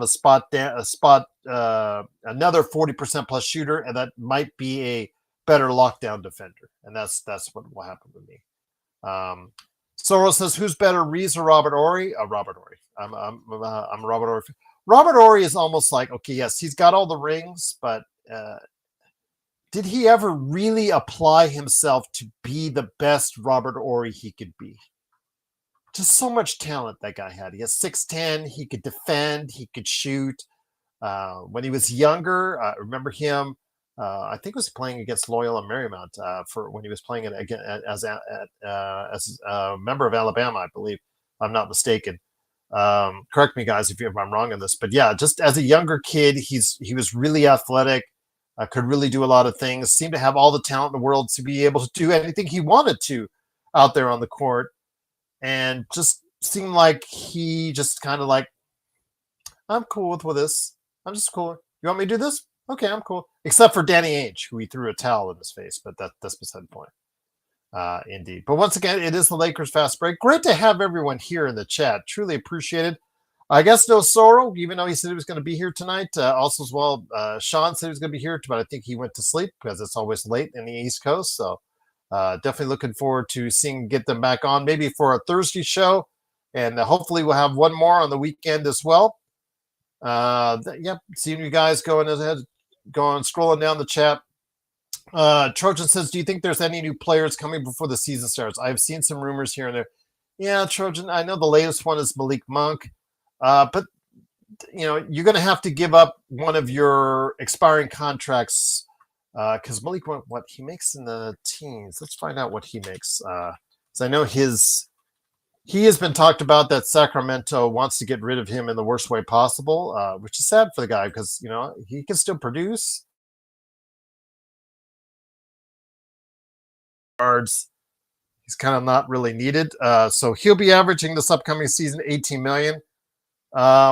Rui is the closest thing to it, but the Lakers are so close to the cap that they couldn't really do a Rui for Monk trade. They'd have to probably find the pieces to do so. I'm not going to put it out of the realm of possibility, Trojan, but again, they look pretty set.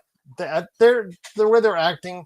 I mean, there could be a Cat trade that comes out of nowhere, like Cat last year was traded, as I mentioned earlier, right before the start of training camp for both New York and Minnesota, and it was just like, oh, he's traded, he's gone. There could be something like that, but I think right now that trade hasn't materialized yet. I just don't see any of the random players like Drew Holiday, as we mentioned, or I know some of one of the other channels, a couple of other channels. They throw random players in a Lakers uniform from Photoshop and says this player going to the Lakers, or do you like this guy on the Lakers? Again, I see a new Laker being talked about each and every new player being talked about going to the Lakers each and every week. Right now, the Lakers are up against the cap, the first tax line. The second tax line. They're up against that second tax line already, and they only have 14 players on the roster. They don't even have the full 15. So I think that right now, unless something really desirable comes Rob's way, I think they're going to stay as is with the 14 because a lot of teams like to do that. They like to have that extra spot during the course of the season, then fill that spot up either through a trade at the trade deadline or fill that last spot up close to the end of the season. Remember, like Jordan Goodwin was moved off a two-way to a regular contract to get him eligible for the playoffs. We might see that, and then also we might. I just don't see anything in the near future. I think the Lakers are pretty much set on their roster unless they trade miraculously when Rob comes back from vacation, which I'm assuming he is right now because that's when you should be doing it before the coaching staff goes on their retreat here in the earlier part of September. I think they are all on their vacations, but when they come back, they'd be hit up with something else. But other than maybe signing a two-way, I don't see anything else happening. But I hope I'm wrong because I don't think the Lakers have enough right now to make me comfortable with where the Lakers are at. I think, again, as I've said to you guys before, a lot with the Lakers' current roster, a lot has to go right for the Lakers to win a championship this upcoming season. A lot would have to happen. OKC, Denver, and Houston would all have to have injuries. Luka has to play at an MVP-like level. That's a possibility as well, but the Lakers would have to swing like a trade deadline trade that would really make a lot of sense, that would swing things in the right direction. We'll wait and see. Again, a lot hinges on where the Lakers will be, I believe, Trojan, at the trade deadline. If they're in a very highly competitive position, I think that gives Rob the impetus to go ahead and be more interested in making a trade. And he does have a lot of expiring assets, which could be very valuable to a team that's not doing as well, that wants to build for the future by freeing up some cap space. So at the end of the season. So we'll have to wait and see. Trevon says, have you all noticed since Rob has been signed more guards at any other position? We always have too many guards. And the problem is they're not good guards. They're not guards that can really help you win games past what we've seen past our obviously top two right now. I mean, I'm hoping that Marcus Smart can get you there. Whether or not you classify LaRivia as a guard or forward, we'll have to wait and see. But we've seen what the rest of the guards that are out there is for the Lakers and what they've done. And they haven't done a whole lot. Bronny, as far as we've seen him, had an up and down summer, a couple of games in the double figures, but he still hasn't shot from the league average yet on threes or where he needs to be to stay out there. And I just don't know. He can't be a playmaker for you guys because, we saw him be a playmaker in Summer League and it just didn't work out as far as that's concerned. 8 turnovers in one of the games that he did it. So I would be concerned if you threw him out there other than some bits and pieces. But I know that the Lakers, and again, we've talked about this, the bench is still has a lot of questions. It still has a lot of questions. It is a little bit better than last year. I think the additions of LaRivia and Smart, if he stays on the court, can help the Lakers quite a bit. But they still have some issues, I think, with that, with their depth. And in doing so, guys, I really think that it's going to be a time where JJ has to look down that bench and see, okay, I'm going to give Dalton another shot. Okay, I'm going to give Gabe Vincent a shot. Okay, I'm going to give Bronny a shot. So there'll be those times that maybe we might question it, but I think it will happen. Trojan says, man, I like Ayton as much as the next guy, but that's an increase like 8 points a game. I don't see it. That's going to be tough, Trojan. But if he's averaging that per 40 or 48 minutes, I would take it. I would take the 21, 11, and 2.5 if he did that in 40 or 48 minutes. Gregory says, Rob has not made an off-season trade since, that's you fall into those habits, Gregory. And again, for me, if I'm building a team, I'm calling people nonstop all around the year. I'm looking always to take advantage of what I can do for my team. It's never a perfect team, and if there's always something I could do to make it better, I would try to do so. But Jeremy says, I'm hearing Hayes has been practicing his threes, Jerry. That concerns me. He won't have enough time out there to take many, Jeremy. I think you should rest easy. I don't think Jackson Hayes will be shooting many threes. I don't think he'll be long enough for the game. You're talking about a guy that's going to probably play 10 to 15 minutes a game at the most if DeAndre Ayton stays healthy. Now, if he's starting center, that could be another issue. But if that's the case, DeAndre Ayton is, in the scheme of things, not going to be shooting many threes. So I don't think Jackson Hayes shooting threes is going to be too big of a deal. It's when we saw Anthony Davis did it, and I called it out, guys. I said and I told you guys Anthony Davis should not be shooting threes. And he got off to that hot start last year, and LakerTom was chiding me. I said, just you wait, Tom. Just you wait and see. He'll end up under 30. And sure enough, he did. It's just, there's not too many centers in the league yet that are consistent three-point shooters. And Jackson Hayes taking a couple from the outside and breaking it from outside doesn't concern me because I just don't think he's going to play a whole lot unless Ayton gets injured. What's up, Intel? Always great to have you here. Truly appreciate it. It's just me tonight. Sorry, no Ox, and sorry, no Sean or John Costi. Got to get him back in the show. I know he's got the new house and know he's got to get settled in and all that. So hopefully we can get him back here soon. Jay says, Gregor, who do you think the Lakers can get to move the needle with one first until next summer? Remember, the Lakers have one. Well, I was hoping at the start of the summer. I talked about New York at that time before Bridges had signed the extension. I had said that Bridges make a trade. If you got send away Reeves and Rui, you made a whole package. It worked out to where the money worked out. Where at that time was you could get Bridges, you get Robinson, you get McBride. This was when New York was kind of floundering in the second round, and Vari and I were going back and forth on that.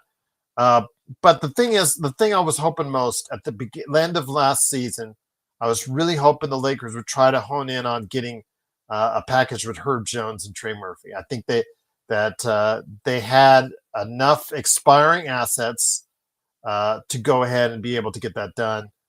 Even if they had to make trades with other teams to get them another first round in the mix, I still think that they had an opportunity to go ahead and get that done. But then again, it looks like New Orleans is committing to a team that can compete in the Western Conference. At least they're trying to. I don't think it'll work out so well because Zion is a big if, and we don't know how much their team will stay healthy. I mean, we saw what happened, as far as Murray, being out for the season. They have fears in there right now as far as their point guard is concerned. They also have Jordan Poole. And Jordan Poole is either you love him or hate him. And then also you've got just the team itself. I don't see them going far in the Western Conference this year, but that time they still believed whatnot. But yeah, the call wasn't even made. So if any players that I was hoping that we get, I'd probably say it would have been a package deal with Trey and or Herb Jones. But Herb Jones signed an extension this offseason, so both him and Trey on extensions are pretty much going to be in New Orleans for some time to come, unless it really goes bad. If it really goes bad in New Orleans, then we might revisit that. Indeed. Trevone says, AR and Rui in the contract year, they're going to shoot a lot, plus Smart and Ayton. I hope we don't get into a situation where players are worried about their numbers.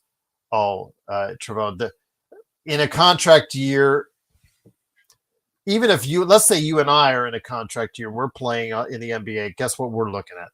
There's a lot of money in line. Winning is obviously going to be paramount as well. Winning has got to play a factor on it, but even on a losing team, you're looking to get your own, and you're looking to get your numbers, and you're looking to stay out there. You're going to be held. You're going to want to be out there more often than you would in a normal year. You're going to do things a little bit differently when you approach a year where you could potentially make a lot of money. A lot of these guys are all going to try and take their shots, which could take away from Luka, could take away from LeBron, or could take away from winning. That has me concerned as well. But on the other side of things, they all could be, since they're all incentivized to play better, since they're incentivized to hit numbers, they're incentivized to be efficient, to be the best players they can be. Maybe that will mean a better regular season for the Lakers as well. So again, that's what I'm hoping on. As far as the Lakers still having a chance in the Western Conference to do some real damage, is the fact that all those players are incentivized to do really, really good things in support of Luka, LeBron. And when you have people that are incentivized to do well, quite often they do. So that's what I'm hoping for these guys up there. Greg says Reeves gave you for Murphy and Misi. I would have loved that, Greg. I would have loved that. Yves Missy is rookie. He's coming in the second year now. Was the starting center quite a bit for New Orleans, but they had so much faith in him. They drafted another center who is injured right now. So I can't say Yves Missy is probably the happiest person in the world. He didn't really do well in summer league, which was a concern, but he is athletic and a lob threat. I wouldn't mind him on the Lakers. And then I think I had a scenario where it worked out where I had a trade set up where the Lakers got back Murphy, Jones, Alvarado, and Missy. I think it was one I had at one time that was really sweet. But yeah, say levy. It's just that's what the NBA trade machine is all about. So yes, those fantasy trades. I became LakerTom there for a minute, but 805 said Gerald, would Grizzlies take Reeves and picks for Jaren Jackson? If it starts to go south, yes, for Memphis. If Memphis does not have a good season this season in 05, keep your eye on a possible trade for Morant if he's healthy, because it's a big if, or Jaren Jackson because he just signed that very fat extension. And if he doesn't play like he did last season, where he played at an elite level for him, there could be some issues there. Just something to keep an eye on versus 805, but not now. Not now. I don't think they would obviously not do it now because they just signed him to that big, massive contract. But things can go south in the south pretty quickly. So we'll just, in the back of our minds, just keep an eye on that in Memphis, what's going on there. So, yeah. Intel says F Austin traded with an expired. Yeah, Intel does not beat around the bush. Intel tells you exactly like he should. Jeremy says sports be Monk over Austin. Monk would be coming off the bench. This guy says Malik Monk would be coming off the bench for any team, but the Lakers just probably can't do it money wise. So again, they are up against the second tax apron, just like they were last year.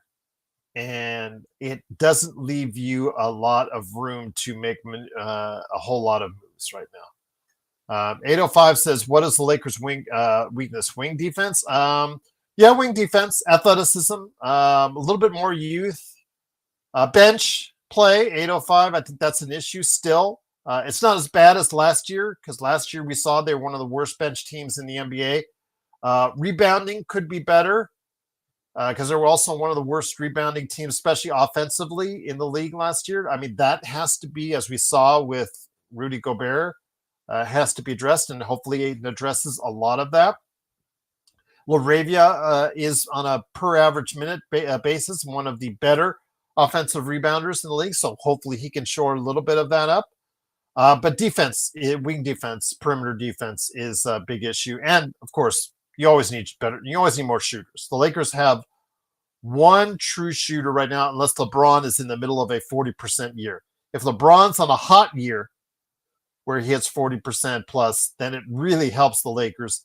If he goes back to his old 35, 36, then that's as you guys know, that's a different story because he chucks up a lot of shots, as you know.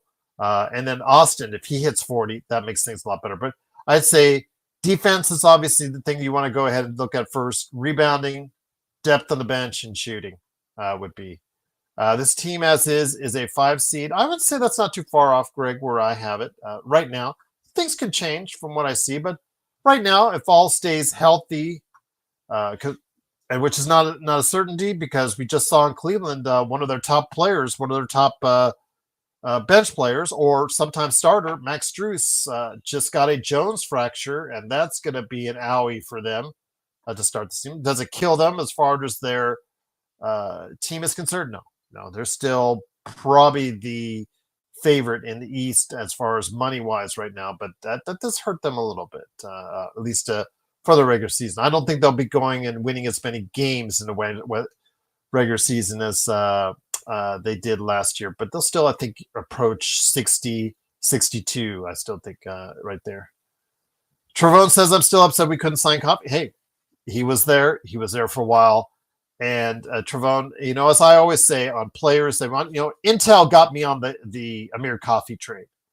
And I'll say this, that I hope the kid has a great season. I hope he rubs it in all the rest of the NBA's face for leaving him out there so long. I hope these kids understand when they are treated like this by the NBA. When you shoot 40% from three and are still you play decent defense on one of the best defensive teams in the NBA, and you're still out there. You're 6'7", somewhat athletic forward out there,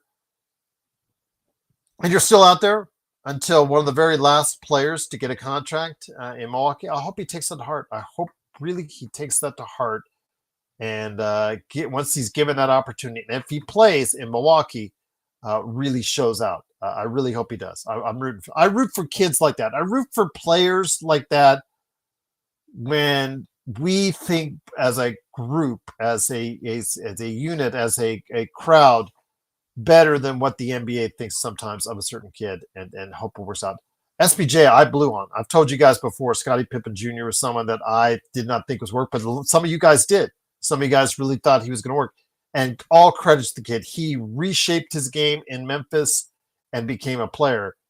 And they loved him so much in Memphis, they got Ty Jerome to go ahead and move ahead of him on the backup point guard chart, which makes absolutely no sense to me, but it is what it is. After SPJ proved to be the best player in that first round series against Oklahoma City. So I feel bad for the kid because he got dissed once again, but he's going to be a player in this league. I think he can be a decent player in this league. I think he's already proven it. Trevon says Gregory Mann, IR, Luka, and all gonna get haunted on defense. They're gonna get haunted. You can't hunt them all, Trevon, but yes, I know what you mean. They're gonna take turns, and the effort has to be there by Aiden. The effort has to be there by Aiden on the defensive end because defensively the Lakers are gonna be hunted, but they have Gregory, they have one of the top 5 offenses in the league, and their starting lineup is 20th in defense, but one of the top 5 offenses in the league. Those ratios aren't too bad. If they could even get to 15th in defense from a starting lineup standpoint or a team standpoint overall, that would be great. And they're still top 5 in the league in offense. So there you go. Jeremy says, how do you like Philly years? Plenty of potential with that Edgecombe guy. BJ Edgecombe is athletic. He obviously shone out in his first game, up at Golden State for the California Classic, and then went touch and go there. He didn't get to play as much as I was hoping. I didn't get to see as much of him as I would have liked. I think he's got something there, but they've got like the Lakers, Jeremy, they've got a whole bunch of guards. And they even haven't signed their restricted free agent yet. Remember, they still have a restricted free agent there who is waiting to be signed, waiting to get a deal, or he might just, take the tender and go with that. But they still have a lot of guards there that need minutes, that need the ball. Don't forget, you have McCain there who is leading the Rookie of the Year standings as well. But Edgecombe, I think, is their future. But their present always and still depends on one Joel Embiid if he's out there on the floor, but that's a big if, and we've seen that he's just not healthy. And now that he's over 30, will he ever be able to stay on the floor again when the 76ers need him the most? We'll have to wait and see. Jay, Gregory offseason trades tend to cost twice as much. Sometimes they do, but before the draft, there were some trades that went down before and during the draft, Jay, that kind of made me think otherwise, because some of those trades, like again the New Orleans one, where they gave up an unconditional first-round draft choice just to move up to get a very iffy center in Queen, I believe, from Maryland. We'll have to wait and see how that works itself out. Now, he got injured, a broken wrist, I believe, but he might be okay to start the season. We'll have to see how that works out. Yeah. Sports Baby says, we'll walk for free since Lakers stop paying. Yeah, I don't know. I don't want to commit to what the Lakers are going to pay him or not yet. I have to see how the season goes first before we find out exactly how much the Lakers may or may not pay him. But they might have to. We'll have to wait and see if they want to retain him. Jerome says, especially Reaves and Luka is going to get first dibs, get fried on D. Yeah, the D is not going to be great, guys. I'm not going to kid you wrong. But with Marcus Smart is just unproven at 54 games over the past 2 seasons. I need to see, and I think JJ and the organization needs to see if he's anything close to the player he once was. I just don't think you should take that big risk and put him out there in the starting lineup and bench Rui or Reeves to start the season if they're both healthy yet. Now, 25 games in, as I said, let's evaluate it at that time. The Lakers are, let's just say 12 or 13 and 12. Let's just say they're above 500. They're struggling on offense. They're not in the top 5. They're like 12th to 15th in offense and terrible on defense. And obviously, you got to make a change and go from there. But if the Lakers are 17-8, and right there in the Western Conference, playing well offensively, I just again, I have to see what happens. And Marcus Smart has to be out there. He has to stay out there.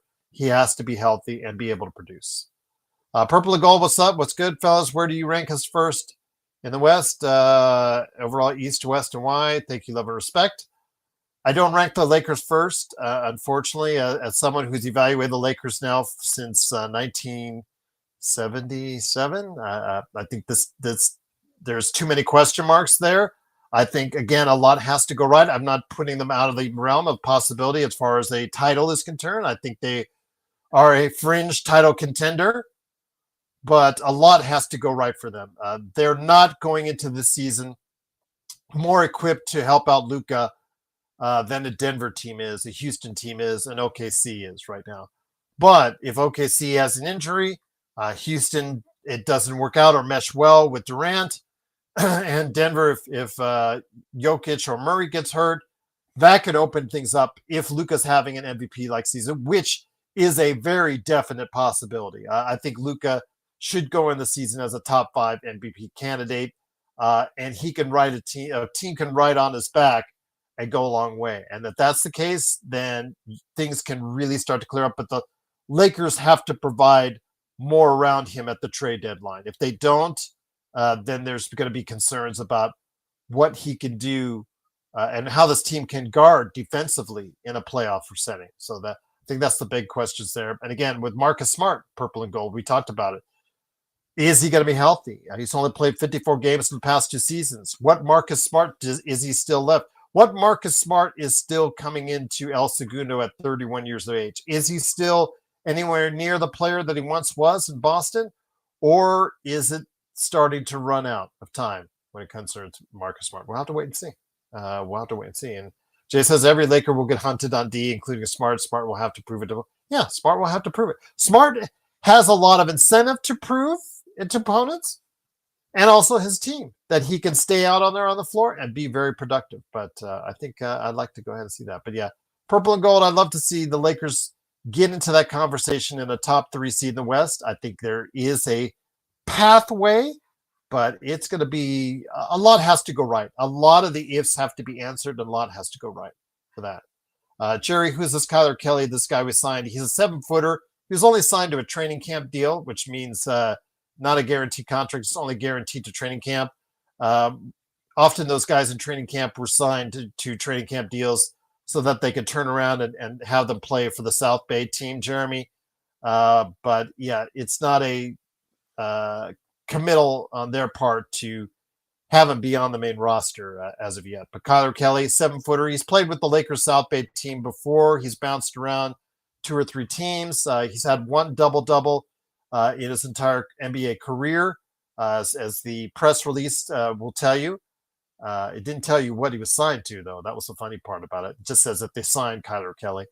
But I think Kylor Kelley, he might be someone that could get a 2-way spot if he plays well enough. But we'll have to wait and see. He's a 7-footer. Again, he has still got a lot left to prove. Some people like him more than others. But yeah, he's like in that Colin Castleton level. Can he elevate his game up to a Jay Huff level, where Jay Huff signed a 4-year contract, I believe? Now it was at a almost minimum like level, but it was still a 4-year contract guaranteed in the league for 4 years. Jay Huff got himself off of the fringe NBA player status into a regular NBA contract, just like SPJ did. So can Kylor Kelley do the same? We'll have to wait and see. We'll definitely have to wait and see. But Kai Jones, I know Kai Jones was working out last week with Miami. I think a lot of people wanted Kai Jones on the Lakers because he also did well during his short stint in Dallas, but not yet anything to be the case yet as of yet. So Gregory says Lakers have 0 athleticism. I don't want to say that. They're not the most athletic team in the world. I will grant you that, Gregory, but they're not. I mean, LeBron himself at 41 is still, somewhat athletic when he wants to be. But you're right. They don't have too many athletes. Maybe this will do with their Kid he is supposed to ride defensive athleticism, but he didn't play anything in summer league. He's coming off an injury, and he's got a learning curve he has to deal with. So unless something dramatic happens, I can't count on him as well. But you're right, the team does not have an abundance of athleticism. But Gregory says Rob could have gotten a lot of people, Gregory, but he didn't. He wants to save that money for 26 and 27, and that's clearly stated out there. It was stated ahead of time by Rich Paul. I mean, one of the few statements I'll agree with those guys on, and they're right. They're clearly saving their money for what might happen in next summer or the year after. Purple and Gold says, between Beasley and Monk, who would you rather have, and who would you trade up for package? Well, again, as we talked about Monk earlier, Purple and Gold, I know that Sacramento wants to get rid of him in the worst way if you read the rumors that are out there, but at $18 million, I covered it on the show earlier about what his salary upcoming will be at $18 million. Since the Lakers are up against the second tax bracket, they have to do pretty much dollar for dollar. In fact, with how much they have left, they do have to do dollar for dollar. And I don't even think Rui, unless they did Rui, I think that's the closest player to that could work as far as a one-on-one basis. They would have to combine a couple players, let's say like I don't know, just pick one of your expiring contracts in the teens and be able to go from there with another player, 6 or 7 million, and maybe that could work itself out. But yeah, that would be hard to make the money work on Monk because the Lakers don't have all the contracts that can line itself up with that. But we'll wait and see again. But I do know that Monk is out there for a team if they're interested. I think he's a good player. I would rather have him than Malik Beasley. I know Malik Beasley needs a job right now. He was cleared because of the federal investigation proved he's in the clear. They said he can now pursue his basketball career. I don't think he enjoyed his last time with the Lakers, so I think the Lakers would probably be a last option for him. For the Lakers, I don't know how much they enjoyed having him there. They enjoyed him so much they didn't pick up his contract, if you remember, and allowed him to be a free agent in the first place. But on a minimum, and for a guy who played really well in Detroit, it may work out. It's something that they need. They have that last spot, but again, in doing so, you got to worry yourself about the tax and where it falls in there. The Lakers have 14 players and are right up against the tax, so they have to be very careful if they sign anyone else to a two-way or just getting them on the roster. So if the Lakers traded for Malik Monk, putting it out right now, they would probably have to trade. Now they could do Rui, but no, they'd still have to, because I think the $500,000, it may be just enough what the Lakers have as far as the cap is concerned. I think they'd still have to get kind of cute with the tax in order to make it work, but that's probably what you would have to do is Malik for Rui. And Malik is a bench player, Rui's a starter for you guys, so I don't know if that really works out for you guys, for us anyways, but I wouldn't mind having Malik back on the team. He does have a solid contract, but again, it falls into purple gold. You got to remember, Rob, as long as he's GM right now, is trying to clear cap space, and Monk is on the books for 2 more years after that, which I think, as you're seeing right now, Rob is currently allergic to. He wants as much cap space as possible to free up if your name's not Luka Doncic. I think that Vanderbilt, his time is numbered.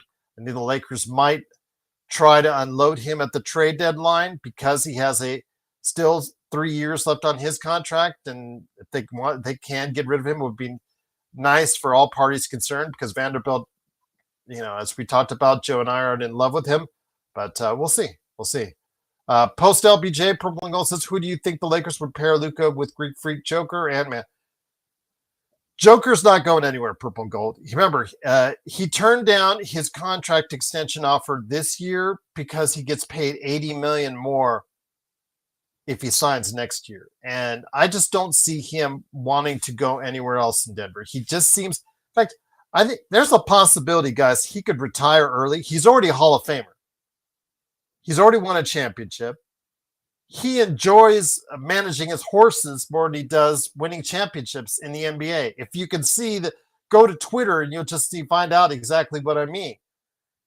There's a real possibility he could retire at an earlier age than most people expect. But if he signs another contract again, I would probably say he's going to sign next year and agree to terms with Denver on an extension next year for $80 million more than what he could be offered last year. Vari says, thank you for the show, Joe. No, thank you, my friend. Always great to have you here. Man in the airwaves as one of our great mods. Truly appreciate it. What's your realistic record for us once the regular season's done? Well, the Lakers, I think, depending on where you go here in Vegas, is 47 or 48 and a half. Those are wherever you can get it. I would like the 47 and a half because I think the Lakers are 47. I think they're 48. I think they're 48 wins. If everything goes well, purple and gold, and I think the Lakers have players that are motivated in contract years, that's their benefit. That's their big bonus, is that the Lakers have several players that are motivated to play well because they want the chunk of change next summer. And in order to get the chunk of change next summer, they have to play well. And it always helps as a residual byproduct that more often than not, that the team will benefit from that. So you could see this team get to 51 wins is a real possibility in my estimation. Right now, they're third, fourth, or fifth for me in the Western Conference. I haven't decided on where yet, but if I put them third, I have to really make a hard decision on why I would think they're better than Denver right now, which I'm not convinced that they are. Why they're better than Houston, which with all the youth and talent on that team, and now that they got Durant to help out their half-court offense, that's going to be a hard sell for me. And then, of course, OKC, who are the world champions right now. So Luka has to have an MVP year. I think you will get one.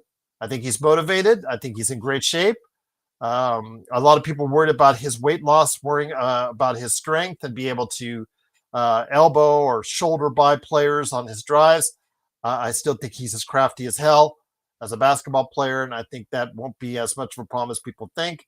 I think he'll be pretty close to, if not right at, the 31-9-9 season he had with with Dallas not too long ago, with his last great season. And if he shoots anywhere close to 37-38% on his volume, that's a big win for the Lakers as well. So, yeah, I think that if everything worked out right, you could see 50 to 52 wins for this team. But I'm just going to be a little bit conservative. I'm going to say 48. If I see something here in Vegas that says 47 and a half again, I might just take a 48 on that. So we'll see. But yeah, I'm leaning fourth or fifth right now, but I'm not putting it 100% on that just yet, guys. Because remember, we do our annual as a staff or as a group, as far as not from just you guys out there, but also everybody that all of our regulars that appear on the show, except for Joe, who likes to piss on it every year, do our Eastern Western Conference NBA standings for the year and our NBA predictions. So right now, I'm leaning 3, 4, 5, right around 4. I don't know how the Clippers are going to be because they will be the world's oldest NBA team heading into the season. They are deeper than the Lakers. They have more names than the Lakers, but LeBron would be like a young buck on that team. I'm just joking when I say that, but you get what I'm saying. They're a very old team. I don't know if that age and where I got to really think about where that age will be come March or April. I mean, they could start off really strong for the Clippers. Don't be surprised if you see them start really strong, and then around the first of the year start to fade a little bit as that age starts to sink in. They're going to take a little time off. Players are going to start to get a little more time off here, time off there. They also have players that are playing for incentives as well because the Clippers are trying to free up money for 26 and especially 27 as well. So keep an eye on that. But yeah, and then Kawhi is a big if. Does he give you 40 games? Does he give you 50 games? We'll have to wait and see. So yeah, I don't know if I can commit to them and where they're at on 4, 5, 6 as far as that realm as well. Minnesota, You can't forget about them. They've been to the conference finals 2 years in a row, but how big an impact will losing Na be for them? And can they stay healthy with another long run? That's something everybody has to think about as well. And then you have other teams in the mix. Dallas. Stephen A. Smith said if everybody on the team was healthy, he predicted them as the NBA champions, which I thought was that's a call. That's a prediction. That's for sure. But Dallas, Phoenix, are they actually going to be for real, or is Phoenix just going to be an afterthought? I think afterthought for them. Then you got Memphis. What kind of team are they going to be? San Antonio. Are they ready to make that leap? Wemby, if he plays at an MVP-like level, if he's top 5 MVP in the league, who knows how far they can go? And there are several other teams as well. Yeah, I'm scared of Wemby too. Wemby could really be something, although they need shooting on that team. I mean, they're 3 guys. I would have traded. And I was thinking about this the other day, Hotline, and glad to have you here, by the way. I was thinking that if I was running San Antonio, I know we just traded for him, but I would have moved DeAndre Fox. I would have moved him on for a package that would have got me shooters at both the 3 and 4. I've got my starting 1 and 2, and I know they're young. I know both kids are young, a rookie and a second-year player as you're starting to, but you got to let those guys in there and see if they're going to be your future backcourt forever and see if they're going to be it. They could be your lockdown defensive backcourt. They could be eventually the best defensive backcourt in the league if those two play together and start together. But DeAndre Fox, I would have moved him on to see if I get a package that gets me a better shooting 3 and 4, because I'm not sure if Vassell, I don't know if he does it for me. I have to talk to Megan or one of our San Antonio Spurs experts to see how she feels or how they feel about Vassell now going forward. And then they've got to get a power 4 there. Or do you start Luke Cornett alongside Wemby and start him at the 4? Have to wait and see. Where did Nas go? Nas Reed, he's still in Minnesota. He signed. But see, that's the thing, Sports Baby. When we talk about Austin Reaves not wanting to go back to the bench, look at the contract. Look it up. What Nas Reed signed for this offseason. That is the top level of what a reserve probably can sign for right now in the league. And Austin is eyeing something a little bit more than that. And that's where the catch-22 is. As much as I would like to see in a perfect world Rui and Austin come off the bench, that's probably why they will not be happy if it happens this upcoming year. Yeah, I'm worried about the defense too, purple and gold. But that starting line, you just don't have many options that are proven. Laravia had 1 good season. Well, hopefully he can parlay it into more. He's still young. Maybe he might work out halfway through the season. He might want to maybe make the move then. Or with Marcus Smart, can he stay healthy? What Marcus Smart do you have at this point in time? Is he Marcus Smart at 31 that's washed or going over the hill, or is he still in the prime of his career? We'll have to wait and see. Purple and Gold says, for me, Lakers camp on the side. I put the Lakers number 2 seed. OKC, Lakers, Houston. Do you agree? I just, the depth is a concern to me, Purple and Gold. They are better. The Lakers are better equipped with Smart if he's healthy as your 6th man and Laravia as your 7th. But this team is just not deep. After that, if Laravia does as well as he did last year and Marcus Smart proves he can be a 6th man to the year, that 8th guy, there's a big gap. There's a big gap, guys, between the 7th player, if Laravia does well, and then after that, who would that 8th guy be? Whether you say Vando, whether you say Hayes, whether you say Vincent, Bronny, that does not inspire much confidence in me. And over the course of the season, you guys know that you need depth on your roster. And that's what the luxury OKC had, was anytime they had a guy in their starting lineup maybe hurt for a little while or whatnot, they had other players that could step up and replace them during the course of the regular season. And the Lakers just don't have enough options to make me comfortable to upend the top 3, purple and gold, as of right now. So I probably put them 4th. But again, I did say that it's a very small pathway to a championship, but it's there for me. It's there. If things happen, there could be a pathway through for this Lakers team. So I'd like to see. I'm hoping as well. I just wish that Rob would have done more to shore up this team in the offseason. He might, but again, if the Lakers are in a top 3 in a Western seed, purple and gold, by the trade deadline, I think public pressure will force Rob or whoever's GM at that point in time to make some moves to solidify the roster around Luka and LeBron at that point in time. If the Lakers are, let's say, like they were last year, fighting for a top 3 seed in the Western Conference, I think that changes the perspective. That changes the timeline of what they want to do as far as whether or not they should hold out all their money for 26 and 27. So we'll have to wait and see. Let's wait and see. So, yeah, great to have you guys here, man. Just a great 2 hours. Thought I'd chill with you for a little while. Memphis, like you said, a lot could go wrong, sports baby. And then we'll have to wait and see if Ja or Triple J could become trade eligible or trade interested by the trade deadline. So we'll definitely have to wait and see. But oh yeah, great questions tonight. Great thoughts. Yep, absolutely.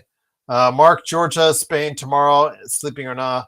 That's up to between you guys. Again, I'm not going to ask you, sports baby, to get up at 4 o'clock in the morning or 4:30 in the morning. Your time to do that again. Purple and Gold says, do you give up with Dalton yet or give him another season? Your thoughts? Well, remember, Purple and Gold, on October 31st, the Lakers have to decide whether or not they want to get his next season. And then I think after that, they have one more October 31st decide to cap him out for a 4th season. He looks awful. I saw the kid last summer in Las Vegas here. I was at Summer League, and I thought this kid was going to be really lights out. And there were some games where he was lights out, but that kid is one of the worst defenders in the NBA right now. And that effort, that athleticism, he just stands up straight.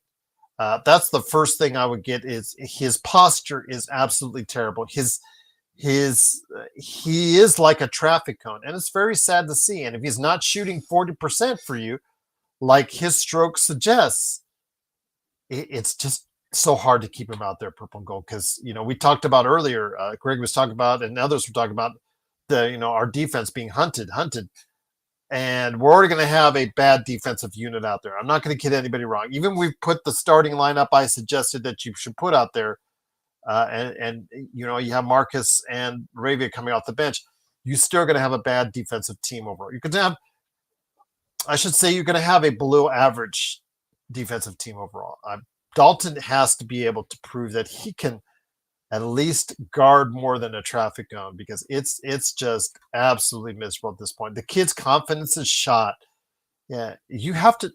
I'm hoping, Purple and Gold, that somebody within the Lakers organization, and I talked about this before, as I got showing you guys my Gears of War shirt on, and Gears of War Reloaded. Got a chance to start that up earlier today. I bring back old times. But Dalton, hopefully, if there's something up here, if he got really thrown off because of the trade or whatnot, he's got to learn it's just business. But he's not a young player. He is 24, 25 years old, that guy. He has to realize that his future is now. And if he doesn't, the Lakers could realistically, and I said there's a small chance of it, Purple and Gold, but there's a realistic possibility that the Lakers could keep Bronny longer than they keep Dalton. They could actually literally let Dalton go sooner than they could let go of Bronny, which would have been hard to believe and hard to fathom this time last year. But there is that possibility. I'm hoping they will find a way to get him back right. I hope somebody can sit him down. If I was Rob, if I was JJ, I would sit him down and say, "What the hell's up, man? What is up? What is going on? You have to realize this is your very basketball. Do you still enjoy the game of basketball? Did what we did with the Mark Williams trade, did that bother you so much that you're not going to be able to cover for it? You got to let us know. Got to let us know. Or are you going to come back to earth in reality? And if that's the case, and we can hopefully we can get a shot in the arm from him as a consistent offensive player. I'm hoping for that, purple and gold. But defensively, it's bad. And I talked about on this show before about the play in Philadelphia where he rebounded the ball and he's holding it. He's literally holding it like this. And I don't know which I forgot which Sixers player we got it from, but literally just walked up, took it right out of his hands. Literally took it right out of his hands. And it's just the softness stops. Kleenex, soft as Kleenex. That has to stop. That has to stop. And we'll go from there. But I think it's more up here. He has to get it here. And I'm really rooting for the kid and hoping that that's the case. Even if it's not with the Lakers, I am still hoping he succeeds in the NBA and he succeeds in life. I saw him after that first game he played. He was talking to fans. He was talking to his teammates, talking with his parents. He was so happy. Well, Bronny got all the attention, got all the media attention. He was there after the game, and he was doing and saying the right things from what I was seeing. And I was really thinking that this kid was going to have a future. Now I'm not so sure, but he still has time to change that around. And that starts in training camp here in about a month. Vari says the Lakers record in the first 10 games. Well, let's take a look at the Lakers schedule coming up here. The Golden State game, which starts the season. Fancy that. They have the first game of the season. We talked about that in our schedule coverage when we covered the entire schedule.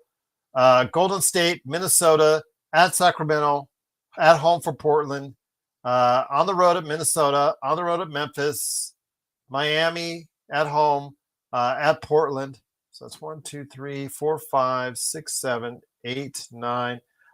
They play at home against San Antonio, and their 10th game, I believe, is Atlanta. 1, 2, 3, 4, 5, 6, 7, 8, 9, 10. Yes. So with that, I would probably say if they could get 7-3 out of that, Vari, I would be happy. If they're 6-4, I'm okay with that. Anything else? It's not the start I would really want to get off to. I'll leave it at that. But 7-3. Let's just call it 7-3. Yeah. Purple and Gold said, would you trade Dalton then for Monk if Kings made it? Well, you can't do it with the money. Just those two players. Now the Lakers, you would have to hope that San Antonio would clear up another spot. Let's go ahead and see working on the NBA trade machine, because you just can't do it on Dalton for Monk. Because remember, Monk is making 18. The closest player salary for salary is Rui, and I'm not sure with the $500,000 difference because I haven't looked at in a while how close they are to this, but they're really close to the salary cap, guys. I don't even think that 500,000 difference is going to be able to make it. So they'd have to involve other players in the trade. So let's go ahead and Lakers and Sacramento. All right. If that's the case, Malik Monk, if I traded Dalton now, because Dalton's only at 4, you would have to find $14 more million if that's the case. And Austin Reaves would be that player, purple and gold. And I don't think that's going to happen. Again, you're trading away a starter for a backup. And I don't think that's going to work. Unless you got really cute and did a 3-for-1, like Gabe Vincent, Jared Vanderbilt, or Maxi Kleber. If you did one of those guys who were right around 11-5 or 11, and then you had, well, you probably have to throw Bronny. I don't think they're going to do that. Yeah, I don't see the addition working out for that one with Dalton in the mix for Monk right there. Because remember, and then also got to remember once again, purple and gold, Malik Monk has 2 years remaining on his contract after this upcoming season. And that would buck the trend that Rob Pelinka is currently writing about having as much money available over the next 2 seasons. And again, watch out for guys for him trying to make up for one of his mistakes in Jared Vanderbilt, possibly being moved by the trade deadline. So we'll have to wait and see. it doesn't work though. That's still 15, Jay. Yeah, Kleber and Connect 15. You still have to find $3 million more because you have to get as close to an even match as possible because the Lakers are just so up against the cap, the second tax apron. They don't want to go over that because that's all the penalties they're in. It's just something where they've made it clear they don't want to do that just by their very actions this summer. That will give you Dalton and Gabe. Gabe and Dalton will give you 15. That will give you 15.5. Unfortunately, yeah, that doesn't quite work. There's still almost 3 million remaining because Malik Monk gets 18.8, and Gabe and Dalton gets you 15.5. So it doesn't work out. Purple Gold. You would still have to find another 3.5, which you can't do yet for Jackson Hayes because Jackson Hayes is the closest to that, but he is not trade eligible as of yet. He doesn't become trade eligible, I believe, until I don't know if he's the December or the January one, but he becomes trade eligible, I believe, around then. So, yeah, the math just doesn't work.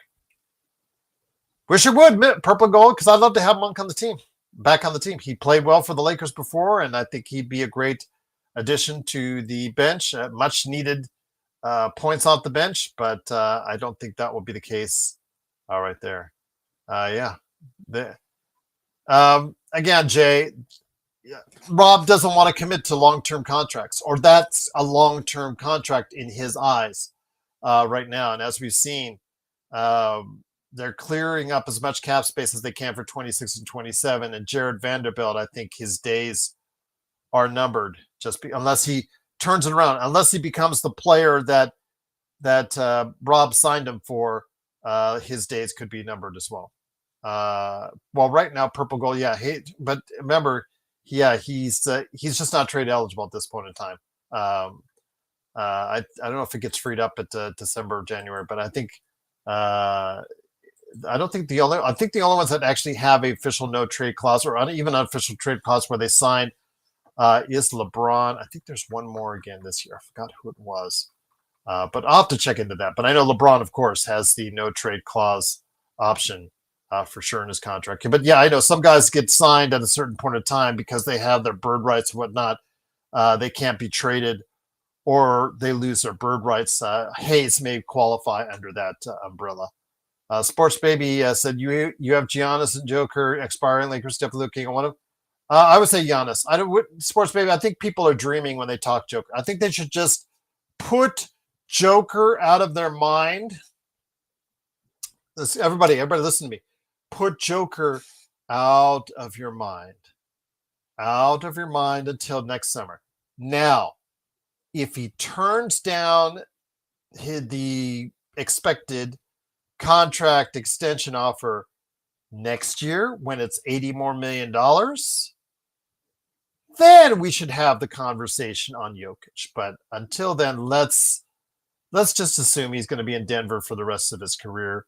Giannis obviously is not so certain, but yeah, Denver, as long as they're building him a team that could compete for a title, I would probably not see him move. And again, I would be less surprised if he retires next season than if he moves to another team at this point in time. Well, Giannis is freed up in the summer of 27, which is why so many teams like the Clippers and the Lakers, for starters, Miami, I believe, is another one. There are other teams that have possible cap space in 27 if they don't blow it next summer. We'll have to wait and see how that works out. Yes, but he is going to be a free agent in the summer 2027, unless he gets traded first and is unhappy with the situation in Milwaukee. But would I have taken Beal? Yes, I would have taken Beal.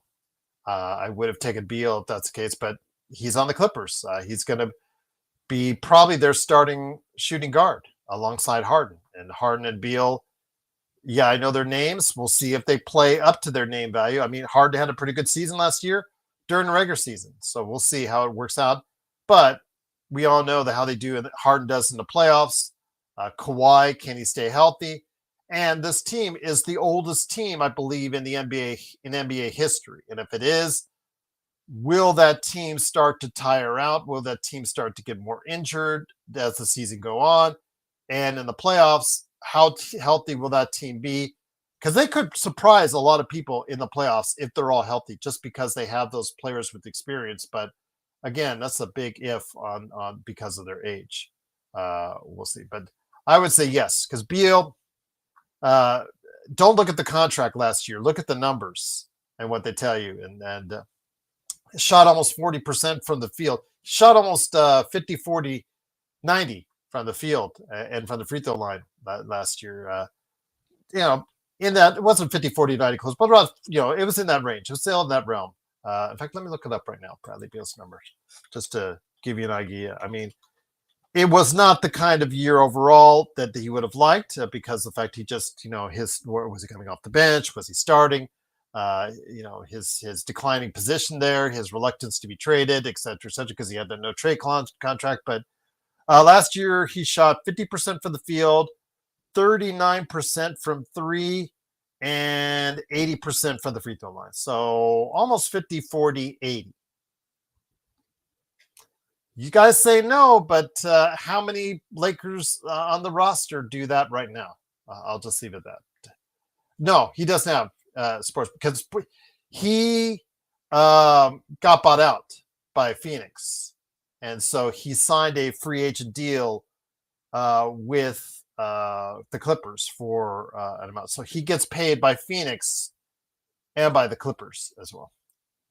Who said Zion was healthy? Well, again, I said that's a big if Zion's healthy for New Orleans.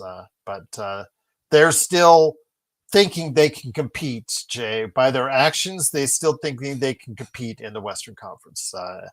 So we'll have to wait to see. If Zion does not have another healthy season, then I think the Zion experiment is done in New Orleans. And he may be moving on somewhere else much to his like. But Purple and Gold says, don't fall asleep with Trae Young. There's another Lakers possibility. Yep, they haven't offered him ascension as of yet. I've talked to this with Legend 350 before about Trae Young not being offered contract as yet. So a lot of eyes there. But really, how would it work, Purple and Gold, with Luka?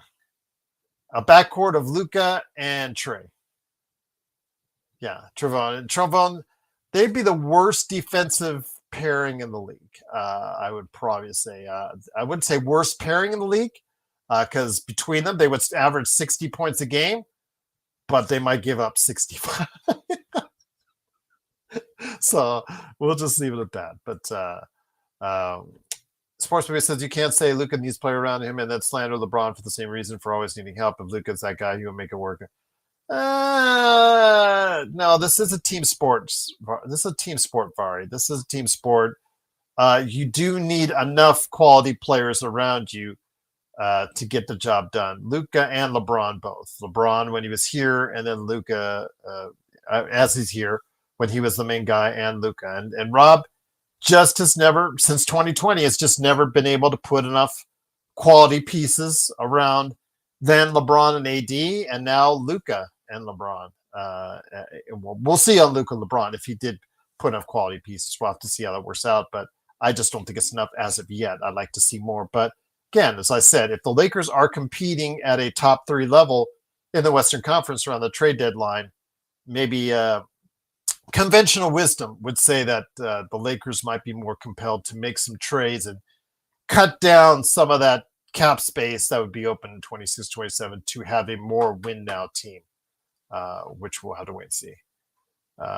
Purple Gold says, who would you think plays more games between next season? Oh, I ain't taking that bet.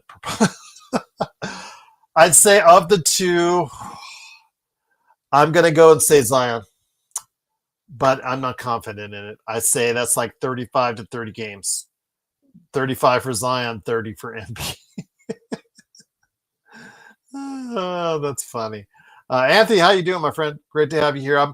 I'm heading on out here, done 2.5 hours, but I just wanted to thank you again for stopping by. Purple and Gold, Sports Baby, Jay. Truly, yeah. Trey was just, I guess, thrown out there. But again, it just doesn't work out with Luka and Trey. I just don't see outside of an All-Star game it really working out that great. But Purple and Gold, great to have you here. If you guys haven't yet liked and subscribed, please do so. It really helps out the channel. But again, I told you guys I'll be here. Looking to hopefully forward to possibly a Thursday show and then a show on the weekend. So right now I'm doing shows almost every other day.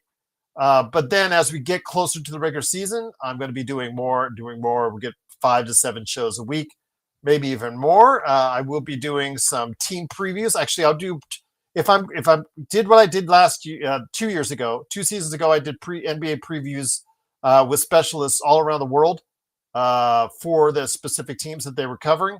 And if all works out well, I'm going to be able to do that again here in the coming weeks as well as bonus episodes that I could throw you guys out as well, along with doing our regular shows, hopefully as well. So we are looking forward to it, and hopefully you guys are as well. But again, it is Gerald Glassford. Thank you so much for joining. Again, like and subscribe. It does help out the channel. If you want to become a member, please go ahead. It's $2.99 a month. I'm going to keep it at the price. I'm not raising it anytime soon. So you get extra shows as far as from my other ventures, including the Pop Culture Cosmos and Inside Sports Fantasy Football. You usually, a lot of times you'll see those shows first. Sometimes I do articles. Sometimes I'll do reviews of movies and pop culture stuff that I send you guys first from time to time for your $2.99. As it gets closer to the season, I'll be doing hopefully a little bit more for you guys that are members. So wait and see. In Xbox, it's not just you and Vari that are members. There's still a few more out there at this point in time. And obviously peaks during the course of the season because we're able to provide more Lakers-centric content during that portion of time. This time now, when you give a lot of filler content that all these Lakers shows are doing, and you know they're all doing them right now. We're all trying to get you through to the other side and then into training camp when the fun really begins again for our shows and the interest starts to rise and rise and rise in our shows. We're just trying to get you on, but I'm hoping you're enjoying the ride with this. But we do have some great shows on tap for you. Want to check out our thoughts all summer and you're new to the channel, have a lot of shows that we've done over the summer.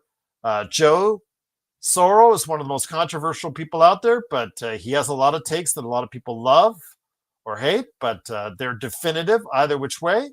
And you got to credit him for that. Magic Man Sean Grice provides you historical insight along with Joe. Those guys are great when it comes to Lakers history and sports history in general. Those guys are really great on that. You're awesome. Thank you, Sports Baby. Truly appreciate you celebrating 11 months of membership. Thanks again. Great. Truly appreciate it. JY says Cooper Flag Rook of the Year. Well, he is the odds-on favorite, JY, so I think that's not a reach if I say yes.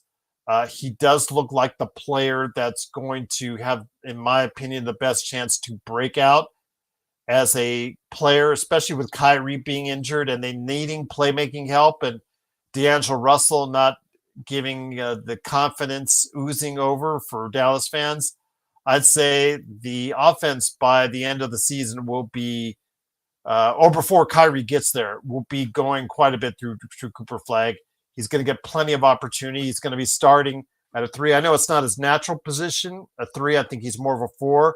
But, yeah, I'd probably say right now you have to make him. He's going to get more opportunities than almost anyone else as a rookie to shoot, score, facilitate, play out there on the floor as a starting level player. So he has the best chance to win, in my opinion, as well.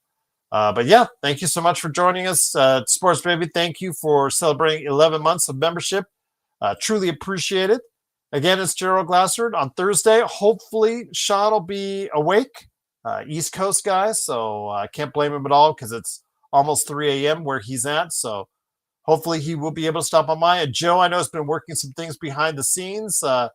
He said he might be here. Unfortunately, couldn't make it, but he'll be back and hopefully will as well. And then the Lakerholics. One of these weekends, they're going to finally commit to it and get back on the air to take care of your Saturday afternoon. So hopefully we can go ahead and do that as well. Purple and Gold says, I say it's a little overrated. That's just me. Cooper Flag. You're not the first one to say that, Purple and Gold. And I didn't say he's going to be an all-star right away. I just see things in him that he's going to get opportunities. Dallas is going to rely on him uh, pretty decent to start off with. They're going to,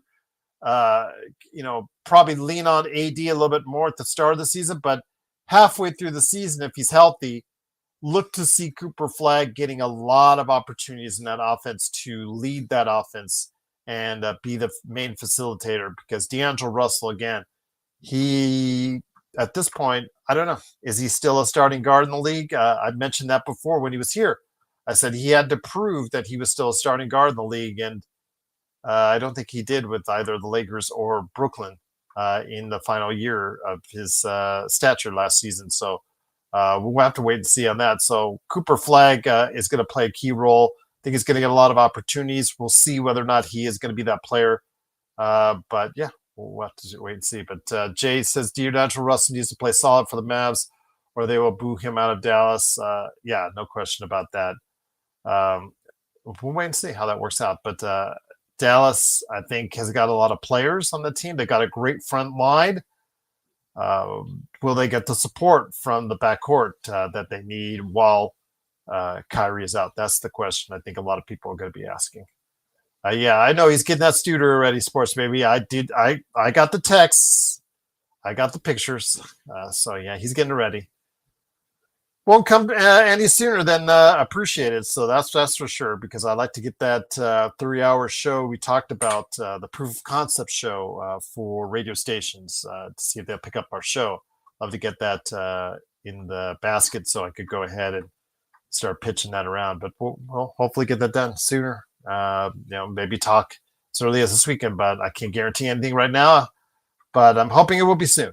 And then again, if not, I'll be here Thursday anyways, and I'll still always give you a weekend show when I can, probably Sunday night. So I'm doing right now Sunday, Tuesdays, and Thursdays to keep you guys going through the holidays, through the summer season. And then starting next month, I'm going to start hitting you up with more shows that'll cover the teams around the NBA interviews, plus also Lakers stuff as well. So looking forward to it. Sports Baby says, we answer all your questions. We don't need super chats. Speak for yourself. I can always use super chat, Sports Baby. Hush. I'm kidding, my friend. I'm kidding, but yeah, I like super chats. They're really appreciated, but it's up to you guys. It's up to you guys. But I do answer your questions regardless. You take the time to watch me. If I see it, I'll try to take the time to help you and answer your questions. But yes, super chats always get the priority, just to let you know. Yes, that's the way it is. The guys pay for it. Guys go to the front of the line. But I always try my best to go ahead and answer as many questions as I can. So for Gerald Glassford, me, thank you so much for watching this. And go ahead and make sure if you're a member, you get to see here in the coming hours my show with Chris Sardieri. I'll put that on here in just a little bit on this channel for members only. And then will also be out here in the next 24 hours or so later on for those on the Inside Sports Fantasy Football channel, and also as well the Pop Culture Cosmos channel on YouTube. But first, members get the first choice on that. All right. So for Gerald Glassford, thanks so much again for watching this. I truly appreciate it. I will be back on Thursday. Hopefully, everything goes well. And we'll bring on Sean, Magic Man. Also, as well, looking forward to getting the conversation going again with Joe Soro. I know if you want to go ahead and check him out, Joe Soro Experiment, watching the Dodgers with Vari, with Xbox, with all those great people and all those great guys, plus his Joe Soro Experiment YouTube channel as well. Yes. It'd be nice, sports. Yes. Super chats would be nice. Yes, indeed. But we'll leave it at that. Always helped out the channel. I'd like to make one day, I'd like to make a living out of this. Would be nice. I'm not asking for Mr. Beats money, but if I could ever make a living out of, I said to Joe one time when I first met him, I said, if I can make a living out of this and prove a lot of people wrong, that would be great. Yes, and that day hopefully will happen, but it's all because of you. Yeah, I know, dude. All right, okay, calm down, Vari. Calm down, dude. Calm down, dude. All right, okay. Calm down, Vari. Calm down. All right. Nothing but love, my friend. My friend from Australia, Mr. Sports Baby. Again. Thanks so much for joining us. Truly appreciate it. And we'll be back hopefully Thursday if all goes well. Bringing more Lakers news, innuendo, rumors, Kylor Kelley updates if they're available. Hopefully they'll be less vague than the PR statement that was made, but we'll find out. Coming up hopefully Thursday night. All right here for you. Always right here for you at the Lakers Fast Break podcast. Take care, everyone. Be safe.